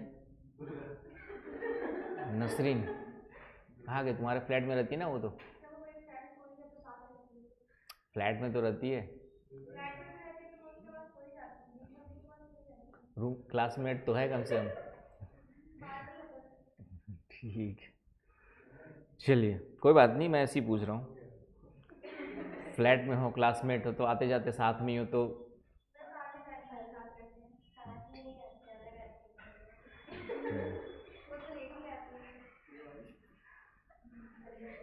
चलिए। अभिषेक भी तो है। अभिषेक बताओ, चंद्रिका क्यों नहीं आ रही है?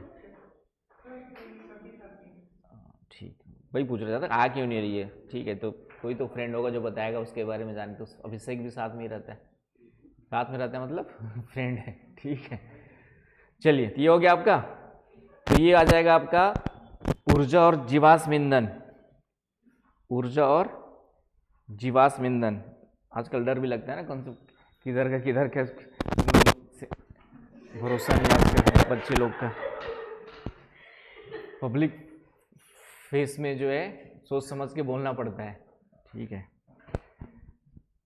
चलिए। तो कहने का मतलब है कि फ्रेंड्स है तो फ्रेंड्स है, फ्लैटमेट्स है, तो थोड़ी बहुत इन्फॉर्मेशन की क्यों नहीं आ रहा है, क्या नहीं आ रहा है, रहती है जानकारी, इसलिए पूछा मैंने। ठीक है, तो कारण क्या है? तो तबीयत खराब है, तो ये बता दिया उसने। एनीवे, तो ये हो गया आपका। और इसके अलावा क्या हो सकता है आपका मीथेन के लिए? मीथेन के लिए फिर से जहां पे कोयला यूज करोगे, कल बताया था कोयला खनन में सबसे ज्यादा गैस कौन सी निकलती है? कोयला खनन में, कोल माइनिंग में कौन सी निकलती है आपकी? मीथेन निकलती है। तो जहां कहीं कोयला यूज होगा तो फिर से आ जाएगा आपका कोल के साथ, जहां पे भी संबंध होगा, यहां से भी निकलेगा, ऑयल रिफाइनरी से भी निकलेगा।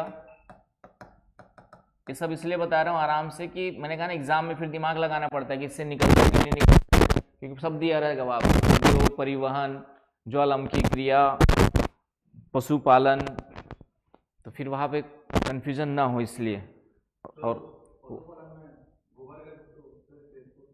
हाँ, गोबर से डायरेक्टली नहीं निकलता है। हाँ, गोबर गैस जो बनाते हैं वो मीथेन गैस ही होती है, इसका यूज हम लोग ईंधन के रूप में भी करते हैं, है ना। गोबर गैस जो बनाते हैं उसमें मीथेन गैस, लेकिन वो मीथेन वहाँ पे हम लोग यूज करते हैं खाना बनाने के लिए, है ना। शुरू शुरू में गोबर ऐसी आया था, गांव में था, किसी एक हमारे साहूकार थे तो उन्होंने लगाया था। अब वो गोबर गैस तो जल ही रही थी। अब उनकी जो मतलब उसका जो बेटा था, मेरा क्लासमेट था, तो उसकी मम्मी खाना नहीं खा रही थी वहाँ से, बोले को गोबर गैस से बन रहा है, मैं खाना नहीं खाऊंगी उससे। ठीक है, तो ये भी था वहाँ से। चलिए, तो ये सब चीज़ें हैं। इसके अलावा जो कचरा पड़ा रहता है हमारा, यूं ही फेंक देते हैं हम लोग सामान, वो जो अपशिष्ट है, सभी प्रकार के अपशिष्ट से भी कार्बन डाइऑक्साइड निकलती है, वेस्टेजेस। जैसे आपका दिल्ली में जाओगे तो दिल्ली में वजीरपुर, गाजीपुर वजीरपुर वाला एरिया है, रिंग रोड पे एक पूरा बड़ा सा अरावली के बराबर पहाड़ी बन गया कचरा जमा होकर के। न्यूज वगैरह कभी देखे होंगे तो आया होगा। मतलब अरावली पर्वत के ऊंचाई के बराबर कचरा जमा करते करते पूरा वहाँ पे क्या बन गया है, कचरे का पहाड़ी बन गया पूरा का पूरा। तो वहाँ से भी कुछ समय पहले, मीडिया वाले नहीं दिखाते, गवर्नमेंट न्यूज को दबा देती है, खतरनाक जहरीली गैसें निकल रही थी, इससे कई लोगों को सांस की बीमारियां और समस्याएं उत्पन्न हो गई है ना। लेकिन ये सब मैंने कहा ना, मीडिया भी क्या है हमारी, बिकी हुई है, तो अच्छी थोड़ा सा दिखाएंगी, दिखाती क्यों है, थोड़ा सा दिखाएंगे और उसके बाद क्या करेंगे, गवर्नमेंट या जिससे भी है पैसा ले लेंगी और अपना मुंह बंद कर देती है। तो इस तरीके से पत्रकारिता भी ऐसी काम कर रही है। जैसे तुम्हारे बारे में कोई न्यूज़ है मेरे पास, है नहीं, चिंता मत करो। मतलब है नहीं मेरे पास ऐसी कोई न्यूज़ तुम्हारे बारे में, ठीक है। तो लेकिन मैंने तुम्हारे बारे में मान लेता मेरे पास कोई न्यूज़ है, ठीक है। अब उसको मैं तुमको बताऊंगा भाई ये न्यूज़ है मेरे पास, या तो इतना पैसा दो या फिर छाप दूंगा। तो डेफिनेटली तुम अपनी इज्जत बचाने के लिए क्या करोगे?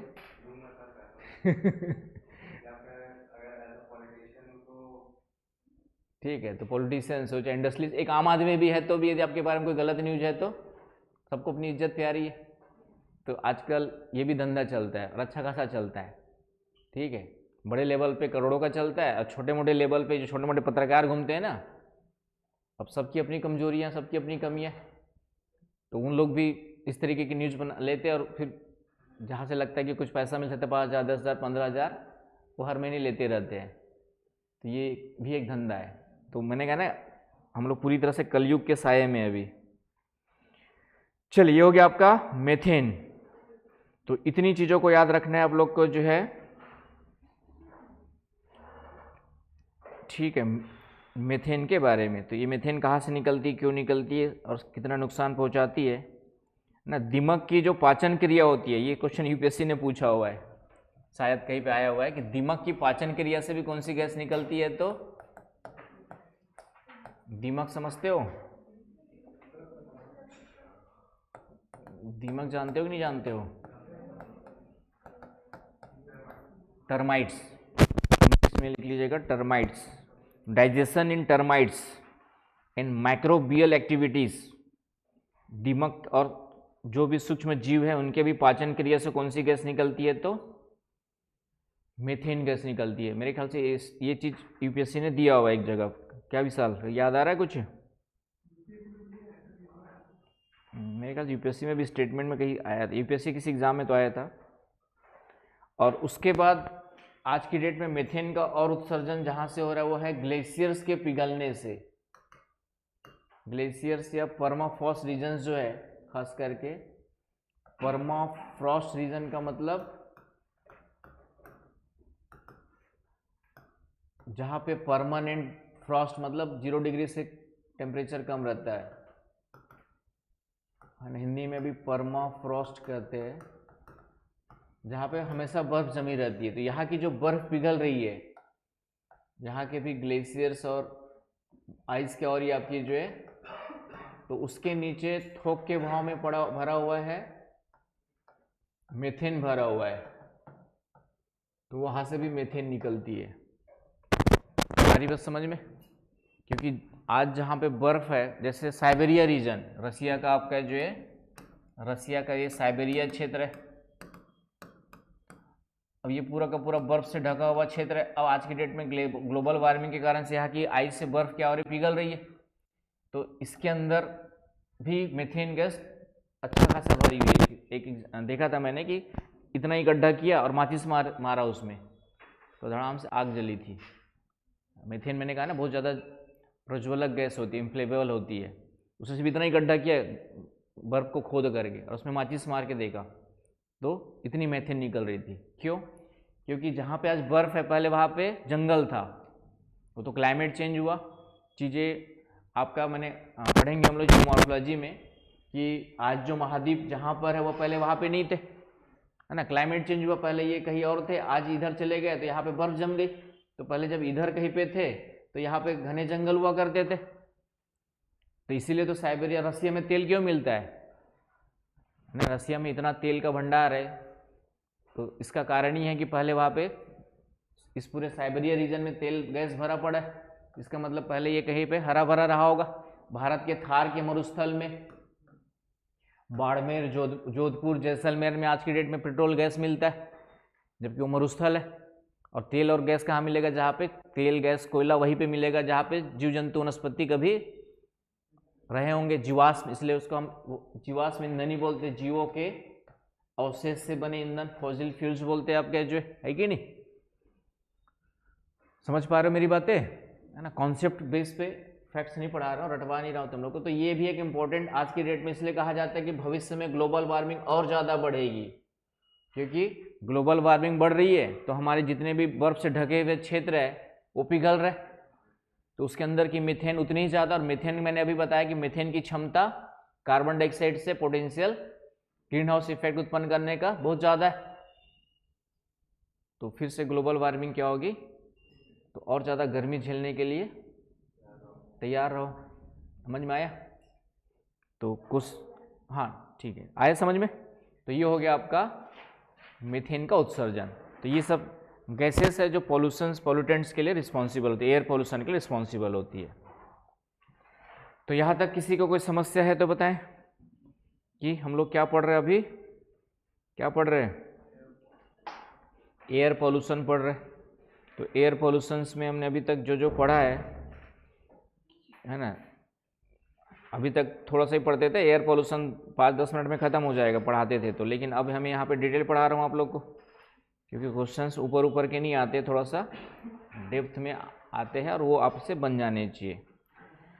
तो यहाँ पर आपका एयर पोल्यूशन से रिलेटेड ये सब गैसें हैं। बाकी सॉलिड पार्टिकल्स भी होते हैं, सूक्ष्म ठोस कण होते हैं जो एयर पोल्यूटेंट्स के रूप में काम करते हैं। सूक्ष्म ठोस कण आपके जो है माइक्रो सॉलिड पार्टिकुलेट्स, तो ये भी आपके जो है एयर पोल्यूटेंट्स के रूप में काम करते हैं। होते कि नहीं होते एटमॉस्फेयर में? तो इसी में कई सारे जैसे धूल के कण तो होंगे ही होंगे, डस्ट पार्टिकल्स होंगे इसमें, और वो डस्ट पार्टिकल्स भी हमारे श्वसन क्रिया के थ्रू, इनहेलेशन के थ्रू कहाँ चला जाएगा आपका जो है। इसके अलावा कुछ मेटल्स के पोल्यूटेंट्स भी आ जाते हैं, जैसे बेंजीन आ गया आपका जो हम लोग गाड़ी में यूज करते हैं, लेड आ गया आपका जो है, बेंजीन के कण, लेड के कण, लेड समझते हो, सीसा, सीसा भी यूज होता है गाड़ी में, पेट्रोल में मिलाया जाता है, अब तो कम कर दिया गया है ना। गाड़ी जो चलाते हैं उसके नॉकिंग इम्पैक्ट कम करने के लिए बेंजीन और सीसा मिलाया जाता है। ये दोनों पेट्रोल में, गाड़ी में क्यों मिलाया जाता है? नॉकिंग प्रभाव को कम करने के लिए, नॉकिंग इम्पैक्ट को कम करने के लिए, नॉकिंग ही बोलते हैं वैसे, नॉकिंग मतलब जो आवाज आती कम करने के लिए, नॉकिंग प्रभाव को कम करने के लिए।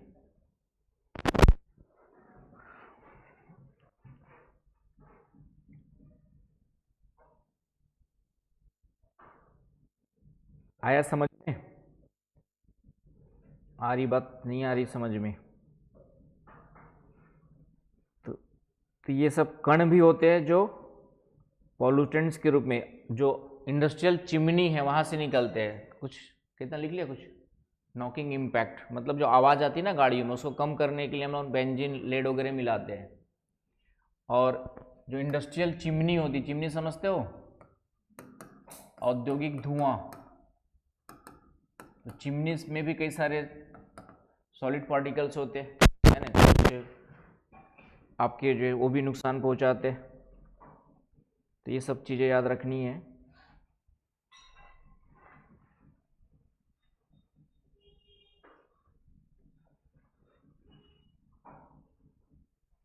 तो इसमें जो है याद रखना है पार्टिकल्स 0.001 माइक्रोमीटर से लेकर के 500 माइक्रोमीटर तक, ये वाला इसका मतलब है माइक्रोमीटर। ये आपके जो है सबसे ज़्यादा नुकसानदायक होंगे हमारे लिए। इनका जो आकार है, साइज है, आकार कितना होता है? 0.0012 to 500 माइक्रोमीटर। इसका मतलब क्या हुआ? माइक्रोमीटर सूक्ष्म कण है, बहुत इतने सूक्ष्म है कि हमारे श्वसन क्रिया के साथ कहाँ चले जाएंगे? हमारे शरीर में चले जाते हैं, जंतुओं के शरीर में चले जाते हैं और फिर उसको नुकसान पहुंचाएंगे, राइट।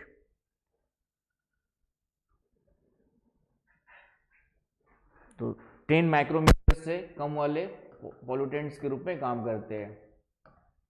10 माइक्रोमीटर से कम। एयर में क्या होते हैं? लटके रहते हैं, एयर में सस्पेंड रहते हैं, हवा में लटके रहते हैं, ये नीचे नहीं बैठ पाते। इससे बड़े हैं तो फिर नीचे बैठ जाएंगे, तो फिर वो ज़्यादा नुकसान नहीं पहुंचाएंगे। तो लेस देन 10 माइक्रोमीटर।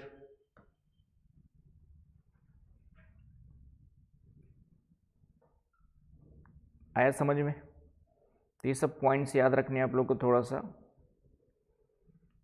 इसके अलावा एयर पोल्यूटेंट्स गैस में एक लास्ट बच गई हमारी जो मेन है, नाइट्रोजन के ऑक्साइड्स में आते हैं, है ना।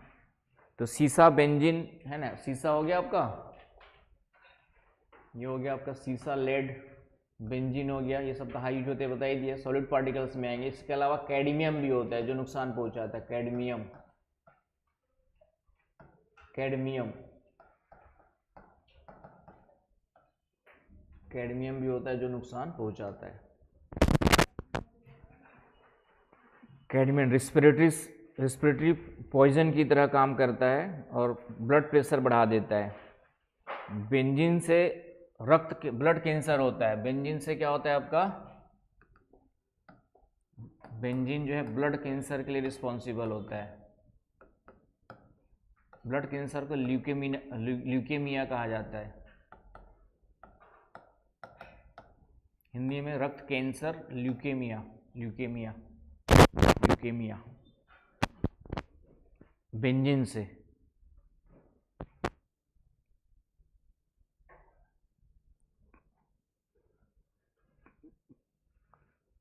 आया समझ में? तो कल बताया था ना बेंजीन वगैरह कहाँ यूज होता है आपका,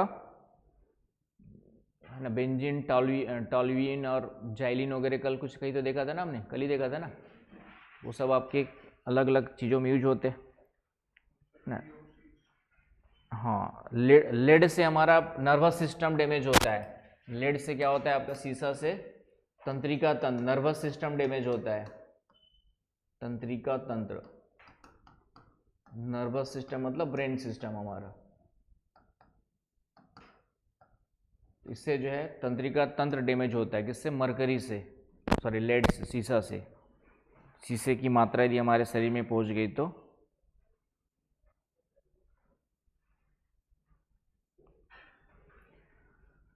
अब लास्ट आते हैं हम लोग जो है, बच गई जो गैस हमारी, नाइट्रोजन के ऑक्साइड्स। नाइट्रोजन के ऑक्साइड्स में आते हैं, यहाँ से भी क्वेश्चंस बनते हैं। चलूँ आगे, कितना टाइम हो गया भाई?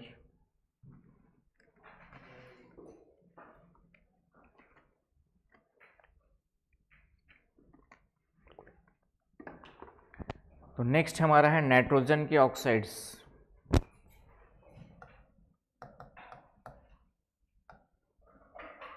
NXOI, नाइट्रोजन के ऑक्साइड्स।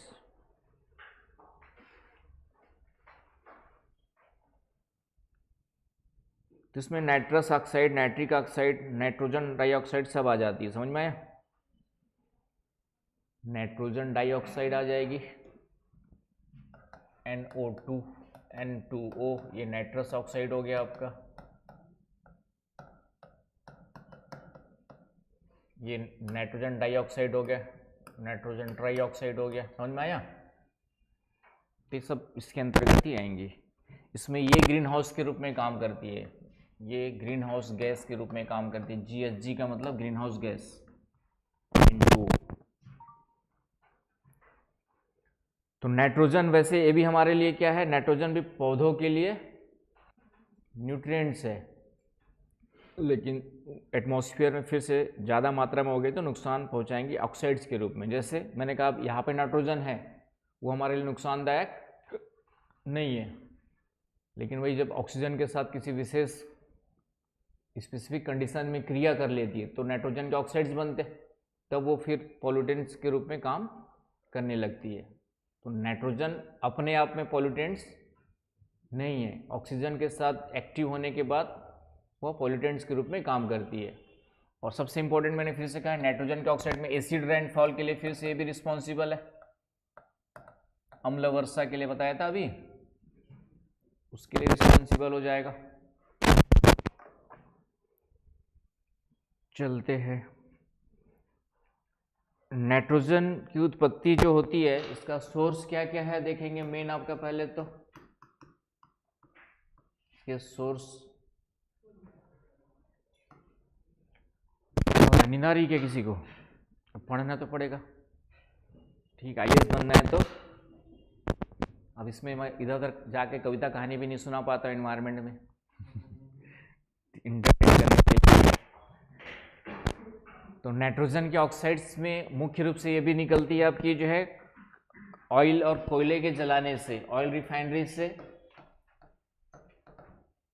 ऑयल रिफाइनरी तेल शोधनशाला से, कोल बर्निंग से, जहाँ पे भी कोल बर्न करेंगे हम लोग।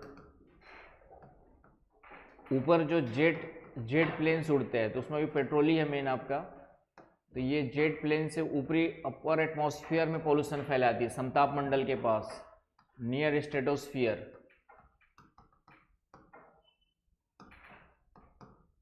जेट प्लेन्स कहाँ पे उड़ते हैं, है ना, अपर ट्रोपोस्फियर में, है ना। जेट प्लेन्स कहाँ पे उड़ते हैं तो आपका 12 से 14 किलोमीटर निचला वाला भाग ये कहलाता है ट्रोपोस्फियर, और ये वाला भाग क्या कहलाता है आपका, स्ट्रेटोस्फियर। तो जेट प्लेन से उड़ते हैं, यहाँ पर उड़ते हैं आपके जो कहाँ पे उड़ते हैं? जेट प्लेन्स यहाँ पे उड़ते हैं। आया समझ में? क्या होगी जाना है? ओके, ढूंढो। तो जेट प्लेन्स यहाँ पे उड़ते हैं, तो ये यहीं पर आपका नाइट्रोजन के ऑक्साइड्स इमिट करते हैं। स्ट्रेटोस्फीयर में यहाँ पे क्या करते हैं आपका जो है नाइट्रोजन के ऑक्साइड्स नियर स्ट्रेटोस्फीयर समताप मंडल में इमिट करते हैं। यहाँ का टेम्परेचर मैंने कहा कितना होता है? 0 डिग्री से कम होता है, लेस देन 0 डिग्री टेम्परेचर होता है यहाँ का। तो वहाँ पे 0 डिग्री के कारण से फॉग के रूप में होगा, फॉग मिलेगा, है ना। जलवाष्प वाटर वेपर किस रूप में होगी आपका? फॉग के रूप में, कोहरे के रूप में होती है। और यहीं पर फिर फॉग के साथ मिल गए नाइट्रोजन वाले कण, नाइट्रोजन के ऑक्साइड्स मिल गए आपके NXOI। आया समझ में?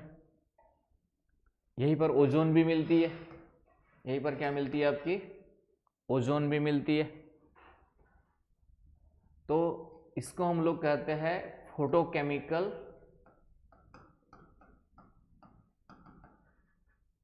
फॉग, स्मॉग, सॉरी, फोटोकेमिकल को बताया था एक वर्ड मैंने, स्मॉग, प्रकाश रासायनिक स्मॉग कहा जाता है। लिख लो, इस क्वेश्चन आया हुआ यूपीएससी ने, प्रकाश रासायनिक स्मॉग बनता है यहाँ पर। और इसमें एक PAN भी आ जाएगा, peroxyl acetyl nitrate, PAN, peroxyl acetyl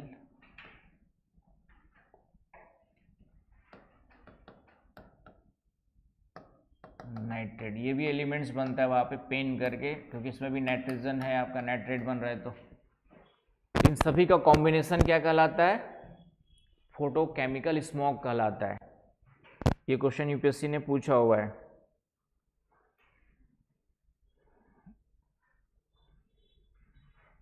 hydrocarbons, अब चूंकि जो यहाँ होता है तो हाइड्रोकार्बन्स भी होते हैं, हाइड्रोकार्बन्स भी होंगे यहाँ पे।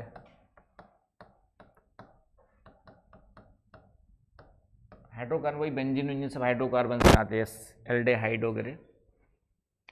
हाइड्रोजन और कार्बन का जो कॉम्बिनेशन है C6H6,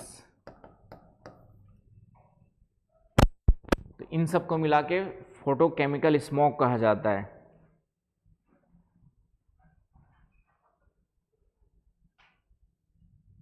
आया समझ में कि नहीं आया?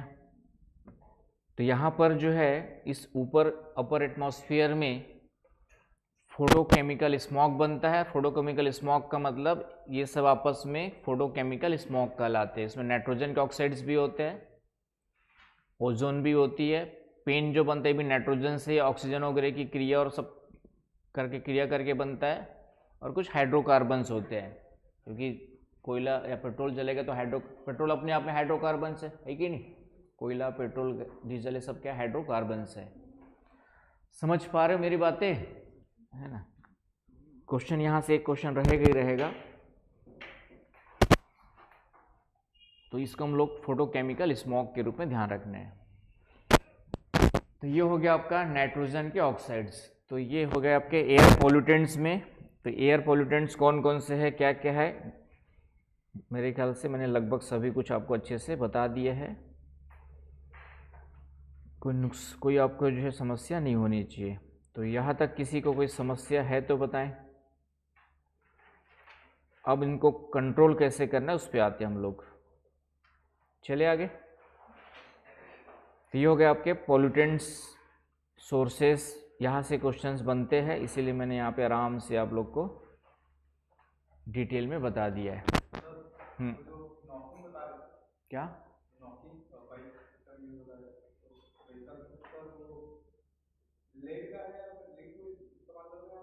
लेड पहले लेड करते थे, क्योंकि लेड ज़्यादा पोल्यूटेंट्स या पोल्यूशन के रूप में एलिमेंट माना गया, तो फिर उसके स्थान पे बेंजीन यूज किया गया। लेड को कम किया गया, बेंजीन की मात्रा थोड़ी बढ़ाई गई। बेंजीन भी करता है। अब दोनों को कम करने की टेक्नोलॉजी डेवलप आएगी तो धीरे धीरे दोनों कम होते जाएंगे, है ना। जैसे जैसे आपके टेक्नोलॉजी डेवलप होती है तो ये जो पोल्यूटेंट्स को कम करने के लिए एफर्ट लगा ही रहे सब लोग जो है। अब इलेक्ट्रिक इंजन आ गया तो ऐसे भी अब ये सब चीज़ें इलेक्ट्रिक गाड़ियों में नहीं होगा एमिशन, है ना समझ में, जहाँ पेट्रोल होगा यूज, जहाँ डीजल होगा यूज, वहाँ पर होगा ही होगा। तो धीरे धीरे करके इसको रिमूव करेंगे। तो इलेक्ट्रिक गाड़ियाँ आ रही है, लेकिन अभी इलेक्ट्रिक, जब तक रास्ते पे पेट्रोल पंप टाइप के इलेक्ट्रिक चार्जर्स नहीं बनेंगे तब तक काम नहीं चलेगा, है कि नहीं। चलिए, तो अब आ जाओ वायु प्रदूषण को नियंत्रण के उपाय, एयर पोल्यूशन को कम कैसे किया जाए, रेमेडीज, उपचार क्या हो सकता है।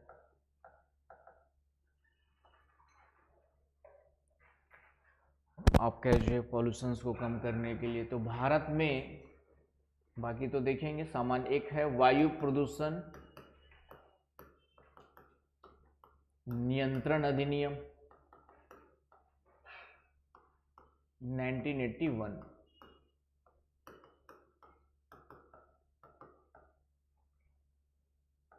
Air pollution control act, air pollution control act 1981 में कानून बनाया गया, लिख लो। 1981 में जो है एयर पोल्यूशन को कंट्रोल करने के लिए क्या बनाया गया, कानून बनाया गया। क्लियर है।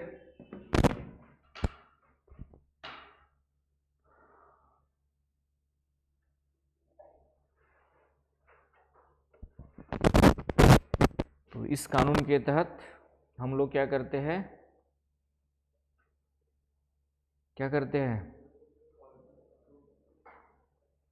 पॉल्यूशन को कंट्रोल करने का प्रयास करते हैं कि कोई भी एक्टिविटी जो वायु प्रदूषण के रिस्पॉन्सिबल होगी वह क्या करेगी, आपका जो है उसके लिए क्या सज़ा का प्रावधान होता है। जैसे आप लोग गाड़ी चलाते हो धुआं वाली, तो आज की डेट में चालान काट सकते हैं, चालान काट सकते नहीं कर सकते भाई, यानी एक BS6 इंजन आ गया, अब तो पॉल्यूशन चेक वो भी कंपलसरी हो गए है ना, हो रहा है। जैसे आपका किसी टोल से बाहर, टोल से निकलोगे तो अपने आप तुम्हारे जो गाड़ी नंबर उसको स्कैन करके, है ना, यदि आपका इंश्योरेंस नहीं है, पॉल्यूशन चेक नहीं हुआ है, तो अपने आप आपके घर में क्या आ जाएगा, चालान आ जाएगा। समझ गए। हाँ वही, ऑनलाइन यदि अकाउंट में पैसे ऑनलाइन कट जाएंगे, नहीं है तो चालान ही आएगा। दूसरा फिर होता है कि चालान कैसे आता है कि आप जा रहे हो और उसके पीछे कोई बैठा है, उसकी फ़ोटो आ जाती है। समझ गए क्या होता है, उसका जो है पीछे बैठे उसकी फ़ोटो आ जाती है, तो घर वालों को पता चल जाता है किसके साथ घूम रहे थे। ऐसे कई सारे केसेस हुए, इसलिए बता रहा हूँ। ठीक है। अब जैसे गाड़ी है घर की, तो पापा का मोबाइल नंबर रजिस्टर्ड होगा या भाई का होगा, जो भी होगा। अब सामने वाले ने रेड लाइट जंप मारी तो फोटो, इस कैमरा क्या करता है, फोटो खींच करके गाड़ी नंबर और जो बैठे हुए उनका फोटो आ जाता है। तो घर में भी पता चल गया कि कब घूम रहे थे, कहाँ घूम रहे थे, किधर घूम रहे थे, किसके साथ घूम रहे थे। तो उससे बच करके रहना है। तो रेड लाइट जंप मारने के पहले ये भी सोच लेना है कि चालान घर पे जाएगा और साथ साथ कौन किसके साथ घूम रहा है उसकी फ़ोटो भी घर में जाएगी। समझ में आया। तो इसलिए रेड लाइट थोड़ा सा जंप मत करना। अब चलिए, तो ये हो गया आपका एयर पॉल्यूशन। अब इसमें जो है 1986 में अमेंडमेंट किया गया और साउंड पॉल्यूशन को भी इसमें जोड़ दिया गया। तो साउंड पॉल्यूशन के अलग से हमारे पास लॉ नहीं है, अमेंडेड इन 1986, और इसमें हमने साउंड पॉल्यूशन को भी क्या कर दिया, आपके जो है इंक्लूड कर दिया, साउंड पॉल्यूशन को भी जोड़ दिया। आया समझ में। इसी में एक लाइन लिख लीजिए, 1986 में संशोधन किया गया और ध्वनि प्रदूषण को भी इसके अंतर्गत शामिल किया गया।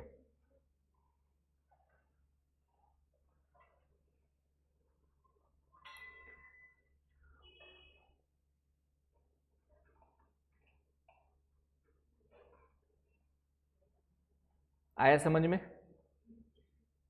तो इसके बारे में कोई और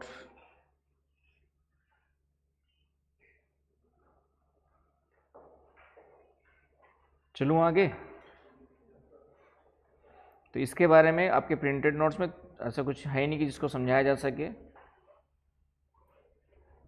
तो उसको एक बार रीड आउट कर लेना। आपके जो प्रिंटेड नोट्स में वो दिया हुआ है, तो आपका काम हो जाएगा। आया समझ में? देखिए नोट्स कल पॉल्यूशन हिंदी वालों को मिल गया ना? हिंदी वालों को मिला कि नहीं मिला नोट्स? खोल के देखे क्या हुआ? इंग्लिश वालों के साथ में दिया हुआ है। हाँ क्या बोल रहे? हाँ दे दो, इधर भी उधर भी दे दियो, उधर ही ले लो। तो एयर पोल्यूशन कंट्रोल एक्ट में आपका ध्वनि प्रदूषण को भी जोड़ा गया, और मैंने फिर से कहा है, और वायु प्रदूषण की परिभाषा में ध्वनि नॉइस को भी लाया गया। आया समझ में? ठीक है, इसकी परिभाषा में जो है नॉइस को भी लाया गया। 86, 87, ठीक है 87 कर लेना। मेरे नोट्स में 86 लिखा है बट गूगल दिखा रहा है 87। मेरे नोट्स में 86 लिखा है लेकिन संशोधन दिखा रहा है 87 में, अमेंडेड इन 1987, और उसमें साउंड पॉल्यूशन को भी इसके अंतर्गत रखा गया है। आया समझ में? क्वेश्चन आएगा साउंड पॉल्यूशन किस में आता है, तो ये बाद में जोड़ा गया। इसके अंतर्गत क्या काम किया गया? तो इसके अंतर्गत एयर पॉल्यूशन को कंट्रोल करने के लिए आपका जो है सेंट्रल और स्टेट लेवल पे बोर्ड बनाया गया। चलूँ आगे, लिख रहे हो? केंद्रीय, हाँ अभी मैंने 7 किया है, मेरे नोट्स में 6 दिया हुआ है, लेकिन अभी गूगल मार रहा हूँ तो उसका आंसर, उसका जो ईयर आ रहा है वो 7 आ रहा है। ठीक है, तो इस तरीके से मैंने कहा था, एक आध प्रिंटिंग मिस्टेक्स जब रहता है तो सुधार लेना, 2-3 जगह से ढूंढ ढांड के। प्रिंटिंग मिस्टेक की संभावना हमेशा कुछ न कुछ बनी रहेगी। तो 86, 87 उस समय हमने पढ़ा तो 86 ही था वैसे नोट्स हो गए, लेकिन गूगल अभी 87 दिखा रहा है अकॉर्डिंग टू गूगल।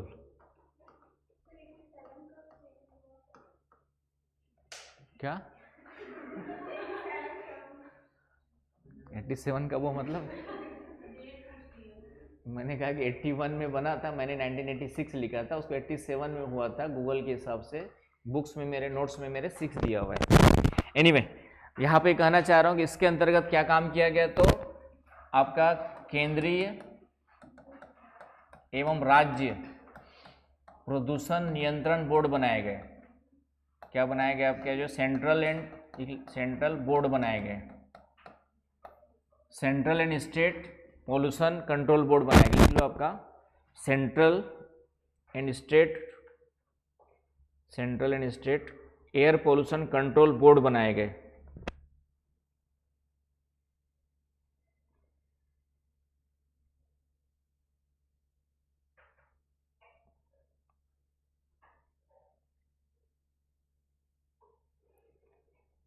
है ना? हमारे यहाँ जो CPCB है मेन काम करता है कौन? CPCB क्या हुआ?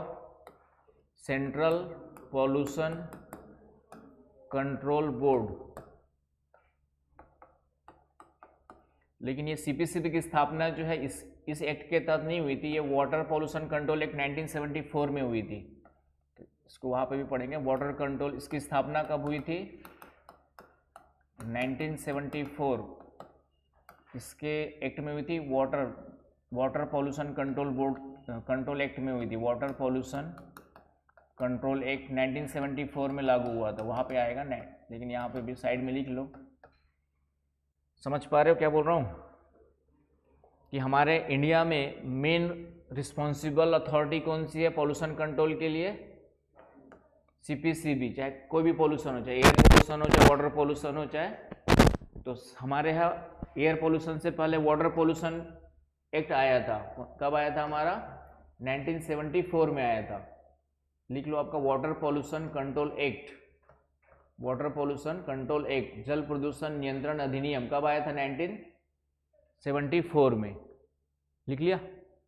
और इसी एक्ट में किसकी स्थापना की गई, किसका गठन किया गया, आपका सीपीसीबी का गठन किया गया। और सीपीसीबी का फुल फॉर्म लिख लिया, केंद्रीय प्रदूषण नियंत्रण board, central pollution control board, लिख लिया केतन। सीपीसीबी का फुल फॉर्म क्या हो गया, सेंट्रल पॉल्यूशन कंट्रोल बोर्ड। ये हमारी मेन अथॉरिटी हो गई, पॉल्यूशन कंट्रोल को ध्यान देती है। तो इसी के तहत आपका एयर पोल्यूशन को कंट्रोल करने के लिए भी बोर्ड बनाया गया आपके, जो है कि नहीं, एयर पोल्यूशन के लिए अलग से बोर्ड बनाया गया। ये सब थोड़ा सा ध्यान में रखना है, बाकी तो कोई ऐसा कुछ चीज़ है नहीं आप लोग के इसमें। तो ये हो गया आपका। तो ये जो बोर्ड्स वगैरह कहीं पर भी जा कर के, कहीं भी उद्योग में जा कर के चेक कर सकता है कि भाई तुम पॉल्यूशन जो स्टैंडर्ड्स है उसको फॉलो कर रहे हो कि नहीं कर रहे, नहीं कर रहे तो फाइन लगा सकता है, या फिर इंडस्ट्री को भी बंद करवा सकता है कि नहीं। कोई भी कहीं पर भी फैक्ट्री है, कोई भी फैक्ट्री हो, है ना, आपका जो है चाहे इंडस्ट्री हो चाहे छोटी मोटी फैक्ट्री हो, कहीं पर भी जा कर के चेक करेगा और लग रहा है कि पॉल्यूशन कंट्रोल के लिए मानक जो स्टैंडर्ड्स है उसको फॉलो नहीं किया जा रहा है, तो उसका हम लोग क्या कर सकता है, आपका जो है कंट्रोल कर सकता है, बैन कर सकता है, फाइन लगा सकता है, बिजली पानी आपूर्ति काट सकता है। तो ये सब काम कर सकता है। तो ये हो गए आपके एयर पोल्यूशन कंट्रोल बोर्ड। तो ये हो गया आपका एयर पोल्यूशन के बारे में, इतनी इन्फॉर्मेशन आप लोग को रखनी है, ठीक है। नेशनल क्लीन एयर प्रोग्राम भी चलाया जा रहा है। इसके अलावा क्या क्या चलाया जा रहा है, तो national clean air programme, national clean air programme, ये भी 1981 से चलाया जा रहा है। नेशनल क्लीन एयर प्रोग्राम 1981 से।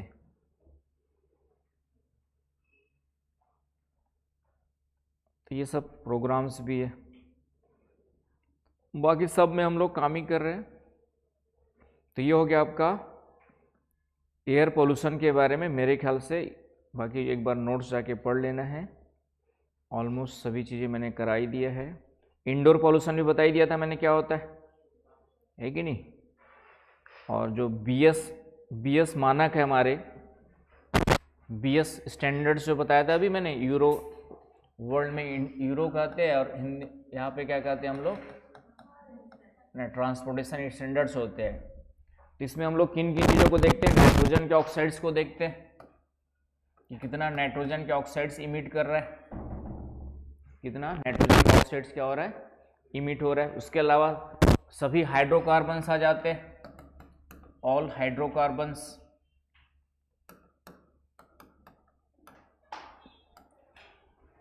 ये पूछेगा। मीथेन हाइड्रोकार्बन्स, आपका नॉन मीथेन हाइड्रोकार्बन्स, मीथेन के अलावा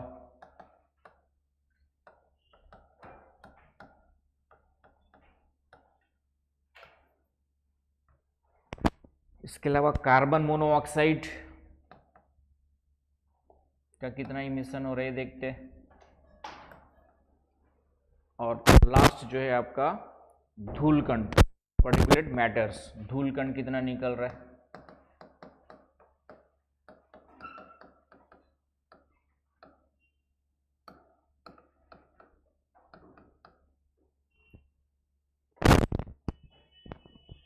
तो इन सब को जो है मेजर किया जाता है। आया समझ में,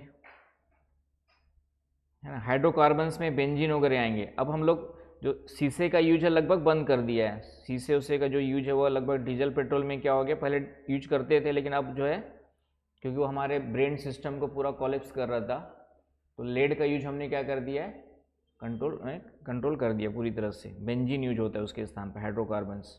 आया समझ में। तो ये हाँ ब्लड कैंसर, लेकिन अब कुछ तो ऑप्शन नहीं, जब तक ऑप्शन नहीं आ गया तब तक बंद थोड़ी कर दोगे। तो अब इलेक्ट्रिक इंजन आ गया, तो इलेक्ट्रिक इंजन आ गया तो अब नहीं होगा, ठीक है। तो स्टेप बाय स्टेप ही क्या होते हैं हमारे। तो इस कारण से क्लीन फ्यूल हम लोग तो वर्तमान में BS6 स्टैंडर्ड्स लेकर के चल रहा है, ये 2000 से 2020 से चल रहा है। कब से चल रहा है पूरे भारत में? 1 अप्रैल 2020 से दिल्ली में शुरुआत हुई थी, पहले BS4 था और 2020 से पूरे भारत में लागू है। ठीक है, 2020 से जो है पूरे भारत में लागू कर दिया गया। तो ये भी ध्यान रखना, BS6 कब से लागू है? तो 2020 से लागू है। और सबसे ज़्यादा एयर पोल्यूशन अभी कहाँ पर है? तो दिल्ली में। आया समझ में? तो ये मैंने पढ़ा दिया, बाकी एक बार नोट्स में से और कुछ चीज़ें मिल जाए तो उठा के पढ़ के लिख लेना, नहीं समझ में आए तो और पूछ लेना। आया समझ में? तो एयर पोल्यूशन। अब क्वेश्चन यूपीएससी ने मेंस में पूछा था, मेंस में क्या पूछा था कि जो एयर पोल्यूशन है दिल्ली में अदर मेट्रो सिटीज की तुलना में ज़्यादा क्यों है? मुंबई, चेन्नई, कोलकाता, इनके कंपैरिजन, ये क्वेश्चन आया था मेंस में यूपीएससी के।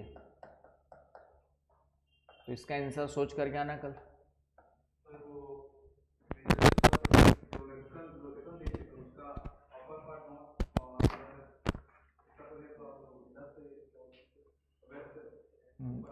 डेढ़ सौ वर्ड लिखने हैं। ठीक है, तो ठीक है, एक पॉइंट, चलो ठीक है, सोच रहे तो सोच ही लेते हैं, अभी सोच लेते हैं। तो पहला पॉइंट जैसे क्या बताना चाह रहे थे हम, इसका आंसर समझ रहे हो? क्या क्वेश्चन क्या समझ में आया? क्वेश्चन समझ में आया कि नहीं आया बाकी लोग को? यूपीएससी का क्वेश्चन है कि दिल्ली में जो है एयर पॉल्यूशन ज़्यादा क्या है पाया जाता है comparison to metro city, other 3 metro cities, जबकि मुंबई में पॉपुलेशन ज़्यादा है दिल्ली के कंपेरिजन, फिर भी एयर पोल्यूशन ज़्यादा कहाँ मिलता है आपका? इन तीनों के कंपेरिजन दिल्ली है। दिल्ली का रोज़ देख रहे हो 400 से अधिक चल रहा है अभी। इसी के साथ आपको भी एयर पोल्यूशन में आपका क्या क्या बोलते हैं उसको, क्या है, कौन सा? AQI, air quality index. तो ये भी देखना ही पड़ेगा पूरा का पूरा, उसका भेजा था मैंने ग्रुप में, बीच में नोट करके रखे हो? नहीं रखे होंगे तो अब रख लेते तो अभी टाइम बच जाता हमारा। एयर क्वालिटी इंडेक्स में किस किस का मेजर किया जाता है, ग्रुप में मैंने एक दिन भेजा था अच्छे से निकाल करके। टीवी देख रहा था न्यूज़ में, तो मैंने कहा उसी समय बैठ के निकाल के भेज दिया था। लेकिन तुम लोगों की, मैंने कहा यूपीएससी का मतलब है 24 आवर्स दिमाग सिर्फ यूपीएससी की तैयारी में चलते रहना चाहिए। मैं न्यूज़ भी देखता हूँ तो ये सोचता हूँ कि ये न्यूज़ कहाँ पे कैसे काम आएगी, IR में कहाँ पे काम आएगी, पढ़ाने के लिए सोचते रहता हूँ। तो वही पढ़ रहा था, एक वही निकाला और तुमको भेज दिया था ग्रुप में, देखा था? नोट नहीं किया होगा क्या? नहीं सी बोले क्या फ़र्क पड़ता है, हम सर ने भेजा ऐसे, तो सर जो भी भेजे उसको थोड़ा सा नोट डाउन कर लिया करो, कॉपी में अलग से करंट अफेयर की कॉपी बना लो, या एयर पोल्यूशन। तो AQI देखेंगे कल। तो यहाँ पे समझ में आ रहा है आपका? तो इसका पहला कारण क्या बता रहे हो तुम? क्वेश्चन केतन समझ में आया क्वेश्चन क्या है? तो इसका आंसर लिखेंगे तो पहला कॉज क्या दोगे बताओ? ज्योग्राफिकल लोकेशन में क्या दोगे?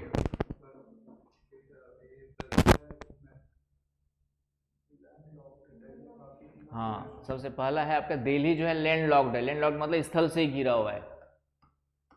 दिल्ली क्या है आपका जो है लैंड लॉक्ड, स्थल रुद्ध है।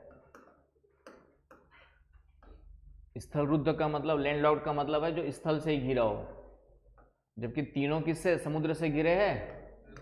और समुद्र कार्बन डाइऑक्साइड का क्या होती है, जो भी गैसेस होते हैं उसके एब्जॉर्बर होते हैं। तो जो भी एयर पोल्यूशन होगा तो ये तो समुद्र के किनारे है, तो महासागर क्या करेंगे? महासागर एयर पोल्यूटेंट्स को, ओशियंस क्या करेंगे? एब्जॉर्ब कर लेंगे, अवशोषित कर लेंगे। लेकिन यहाँ पे दिल्ली को सुविधा नहीं मिलती है। तो पहला कारण तो ये हो गया है ना, लिख लो पॉइंट। पहला कारण क्या लिखोगे कि दिल्ली जो है लैंड लॉक्ड है, तो इस कारण से वहाँ पर एयर पोल्यूशन की संभावना ज़्यादा दिखती है। आया समझ में पहला पॉइंट? और बाकी 3 क्या है? ओशियंस, कोस्टल रीजन्स में, और कोस्टल में सीज क्या होते हैं, ओशियंस क्या होते हैं आपके? एयर पोल्यूटेंट्स को एब्जॉर्ब कर लेते हैं, तो इसलिए उतना मॉइस्चर वहाँ पे ज़्यादा होता है, तो इतना एयर पोल्यूशन वहाँ पे संभावना कम हो जाती है। एक्सप्लेन करना है पहला पॉइंट। आया समझ में? दूसरा बताओ।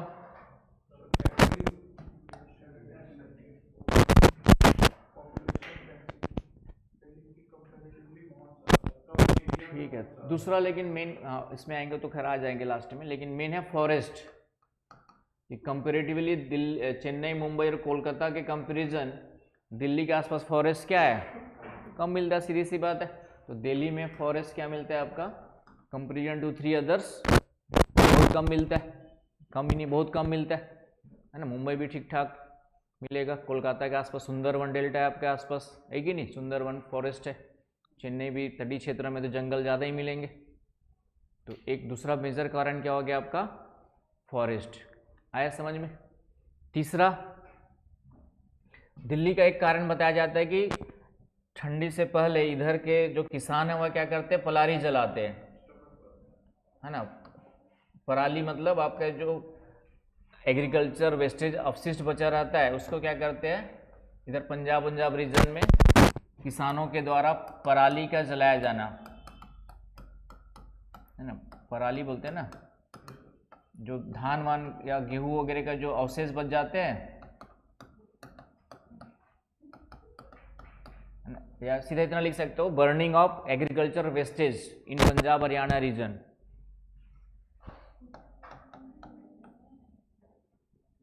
बर्निंग ऑफ आपका जो रेसिड्यूअल ऑफ एग्रीकल्चर डाल सकते हो, रेसिड्यूअल ऑफ एग्रीकल्चरल प्रोडक्ट या क्रॉप्स, अवशेष बोलते हैं रेसिड्यूअल, रेसिड्यूअल ऑफ क्रॉप्स। आया समझ में। तो उसके कारण से धुआं फिर इधर आ जाता है, तो इसलिए पॉल्यूशन ज़्यादा हो गया। फिर यहाँ का क्लाइमेट हिमालय रीजन है, तो हिमालय से हवाएं किधर चलते रहती है, तो हिमालय की ठंडी हवाएं दिल्ली की ओर चलते रहती है, तो पॉल्यूशन को अपने साथ फिर से क्या करती है, ठंडी हवाएं नीचे बैठती है, तो ठंडा होना, हिमालय से ठंडी हवाओं का चलना, जो फिर से दिल्ली की ओर पॉल्यूशन को क्या कर देता है, प्रसारित कर देता है। आया समझ में। Blowing of cold winds from Himalaya towards Delhi, blowing of cold winds from Himalaya towards Delhi, north India. आया समझ में। उससे भी जो पॉल्यूशन है, पराली से धुआं निकलता है, सब हिमालय भारत दिल्ली की ओर आ जाता है। तो ये सब कारण आ जाएंगे। और कोई कारण हो सकता है इसके अलावा, सोचो। पॉपुलेशन, गाड़ियों का रोल रहता है। ये देखा गया है कि दिल्ली में गाड़ियां अदर सिटीज की तुलना में ज़्यादा है। गाड़ियां जो है दिल्ली में, जो मेरे ख्याल से जहाँ पे डेटा है, लेकिन इनकी तुलना में क्या मिलता है, गाड़ियां भी ज़्यादा मिलती है। पॉपुलेशन डेंसिटी भी ज़्यादा है, ये भी डाल सकते हो। पॉपुलेशन डेंसिटी भी दिल्ली की क्या है, आपका जो है ज़्यादा है, तो इसलिए तो ये सब कारण भी आ जाएंगे। तो आराम से 150 वर्ड्स 4-5 पॉइंट को लेकर के लिख सकते थे। अब लिख लोगे, इस टाइप के क्वेश्चन आएंगे। मैंने कहा ना, एग्जाम यूपीएससी जो पूछेगा वो पढ़ा है उसी में से पूछेगा, लेकिन थोड़ा सा दिमाग लगाना पड़ेगा, चलाना पड़ेगा। बिना दिमाग चलाए प्रशासक नहीं बन सकते, समझ गए। क्योंकि आपको पूरा जिला से लेकर के फिर बाद में देश संभालना है।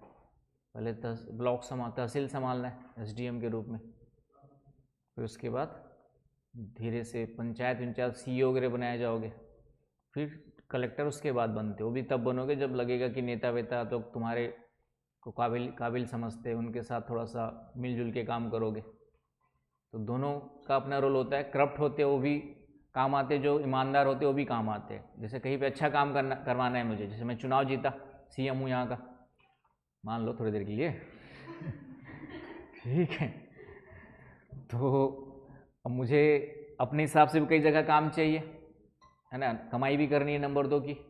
तो करप्ट ऑफिसर्स को उन क्षेत्रों में क्या करूँगा, पोस्टिंग कर दूंगा, समझ गए।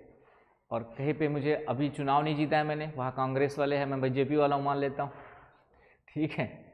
तो उससे क्या होगा, अब मुझे अगली बार चुनाव में वहाँ पे जीतना है जहाँ पे अभी कांग्रेस का उम्मीदवार जीता हुआ है, तो वहाँ मुझे अच्छा काम करके दिखाना पड़ेगा। तो वहाँ मैं किसको भेजूँगा, ईमानदार ऑफिसर्स को भेज देता हूँ। तो ये सब काम होता है कहाँ पे, ऊपर बैठे बैठे सीएम है, मंत्री है, ये सब ऐसे पोस्टिंग भी मिलती है। तो ईमानदार लोगों को भी उनके हिसाब से काम मिलता है और जो करप्ट है उनको भी उसके हिसाब से काम मिलता है। तो करप्ट लोग कमा खुद भी कमाएंगे और नेताओं को भी कमा के देंगे। और ईमानदार हो तो खुद कमाओगे नहीं, लेकिन जनता के लिए काम करोगे तो वहाँ उनका भी इम्पोर्टेंट रोल होता है। तो दोनों इस तरीके से मैनेज किए जाते हैं ऊपर पॉलिटिकल लेवल पे। चलिए, तो एयर पोल्यूशन आपका ख़त्म हो गया, ठीक है। एयर पोल्यूशन यहाँ पे क्या होता है आपका ख़त्म होता है। कोई भी डाउट, कोई भी कन्फ्यूजन होगा, क्वेश्चन देख करके आओ, कल डिस्कस करेंगे। और ऑप्शनल का सिलेबस भी देखना ना, ऑप्शनल के सिलेबस को भी कल ले करके आना। एक बार उसी को लाए हो, सिलेबस लाए हो, है सबके पास? पढ़ के देखा क्या क्या टॉपिक्स है और कौन कौन से टॉपिक्स हो रहे थे? एयर पोल्यूशन करके डायरेक्टली नहीं लिखा हुआ है ना, एनवायरमेंटल डिग्रेडेशन करके लिखा होगा।